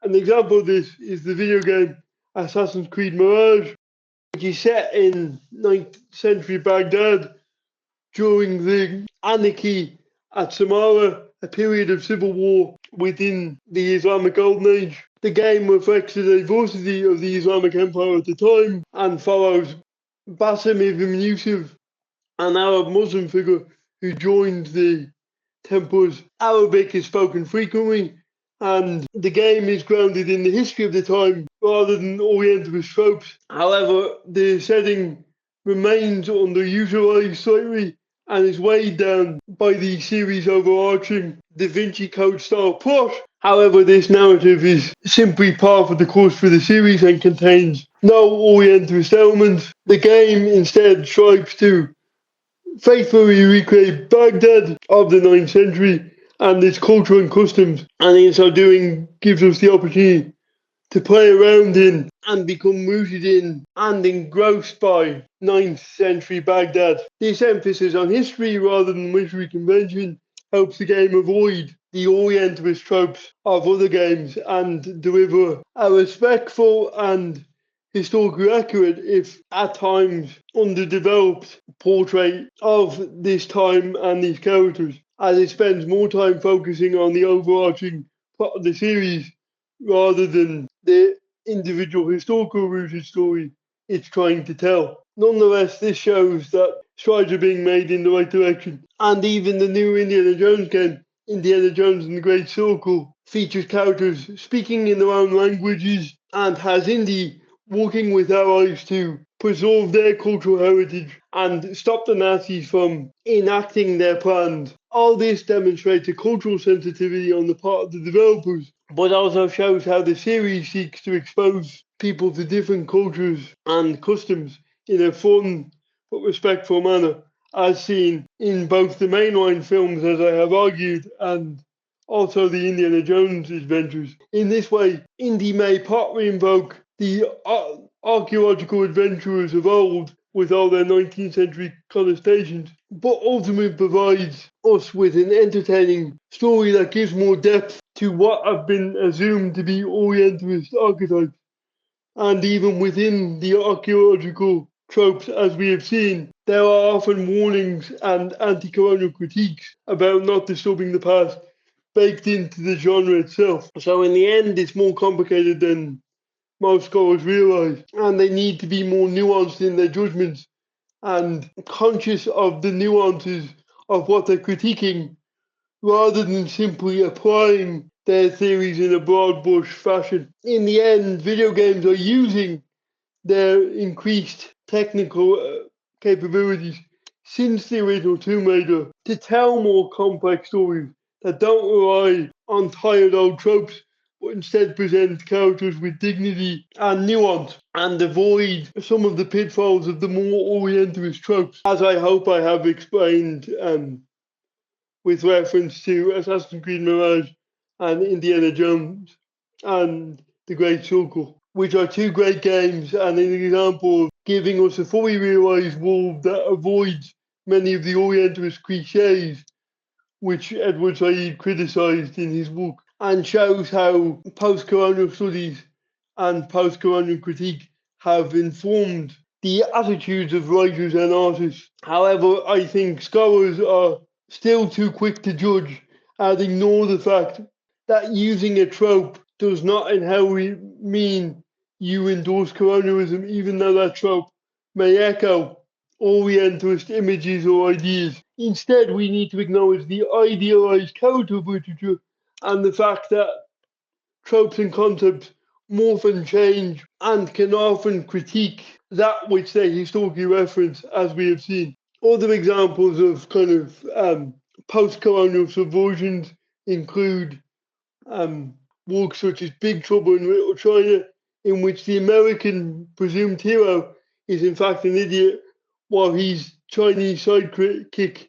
is the real hero of the story that defeats the villain. So there are ways in which filmmakers and artists are challenging the presumed Eurocentric and colonial assumptions of genre tropes established in the 18th, 19th, and early 20th centuries, and doing so in entertaining and non-polemical ways. It is up to post-colonial scholars to recognize this and recognize the flaws in both Orientalism and post-colonial studies at large, which, while it has and continues to provide valuable reflections on the historical experience of colonialism and its effects, ultimately in some of its forms remains stubbornly ahistorical, and in the case of Orientalism, conflates history and literature as we have seen, while also providing us with a valuable account of how academic discourse facilitated and maintained empire through repetition of certain assumptions and beliefs, which narrowed rather than expanded Westerners' understanding of the East and the Orient in particular. It is important, however, that post-colonial scholars don't do this in reverse and treat the West as an corrupt and undifferentiated absolute. Read back mistakenly colonial encounters across all times and places, reinforcing the notion of clashing civilizations and ignoring the moment of encounter in favor of a simplistic colonial narrative that reinforces racial privilege and oppression. This is lazy scholarship and is what has led to the dismissal of post-colonial studies both by some within and the majority without the university. This lazy scholarship is compounded further when it is taken up by those with a minimal grasp of these theories and the nuances in the form of what I like to call buzzword academia. This often takes the form of exchanges on Twitter where people will invoke colonial theories such as Orientalism as fancy buzzwords to stop arguments, or when critics such as those of the two major series make facile critiques accusing the two major series and other franchises such as the Indiana Jones series of Orientalism and colonialism, dismissing these franchises out of hand rather than engaging with their content or the theories they're invoking to criticize them. So, in summary, both scholars and critics need to be more cognizant of how different art forms and mediums utilize and evoke colonial or Orientalist themes and images. In common cases, they employ them because they are part of literary tropes common to a specific type or atmosphere of story which the artist is trying to utilize in order to communicate in a shorthand fashion the nature of their story or world. As stated many times previously, these tropes often echo and indeed obliquely reference their origins and context, while at the same time, due to their frequent repetition and conventionality, have become detached from their original colonial context and intention and simply become part of the taken for granted literary fabric. It is therefore the responsibility of scholars and critics to explore these tropes, locate their historical roots, but also recognize how the tropes have taken on a different meaning and dimension in their literary form and do not necessarily thereby endorse or communicate the attitude of their colonial roots. In other words, literary tropes need to be treated as literary devices that evolve over time and whose meanings change. By all means, we can use these tropes to investigate issues of colonialism and representation, as both the concept of Orientalism and this very video does. But we need to be careful to distinguish between history and literature as two different things and recognize that literary tropes change over time and evoke their own meanings, which usually are referential to other literature as well as obliquely historical and colonial roots. Again, critics and post-colonial theorists need to be cognizant of this history before they simply condemn artistic works for utilizing these tropes, which may, in the mind of the artist, have a priori literary intent or function, meant to invoke pulp adventure, for instance, rather than endorse colonialism. However, as my two examples of Assassin's Creed Mirage and Indiana Jones and the Great Circle show, video game developers are taking steps to tell more complex and culturally sensitive stories that still remain entertaining while not falling into the cliched tropes associated with colonial adventure fiction or Orientalism. Critics and post-colonial theorists, I think, need to acknowledge these positive attempts to engage with and represent other cultures with dignity.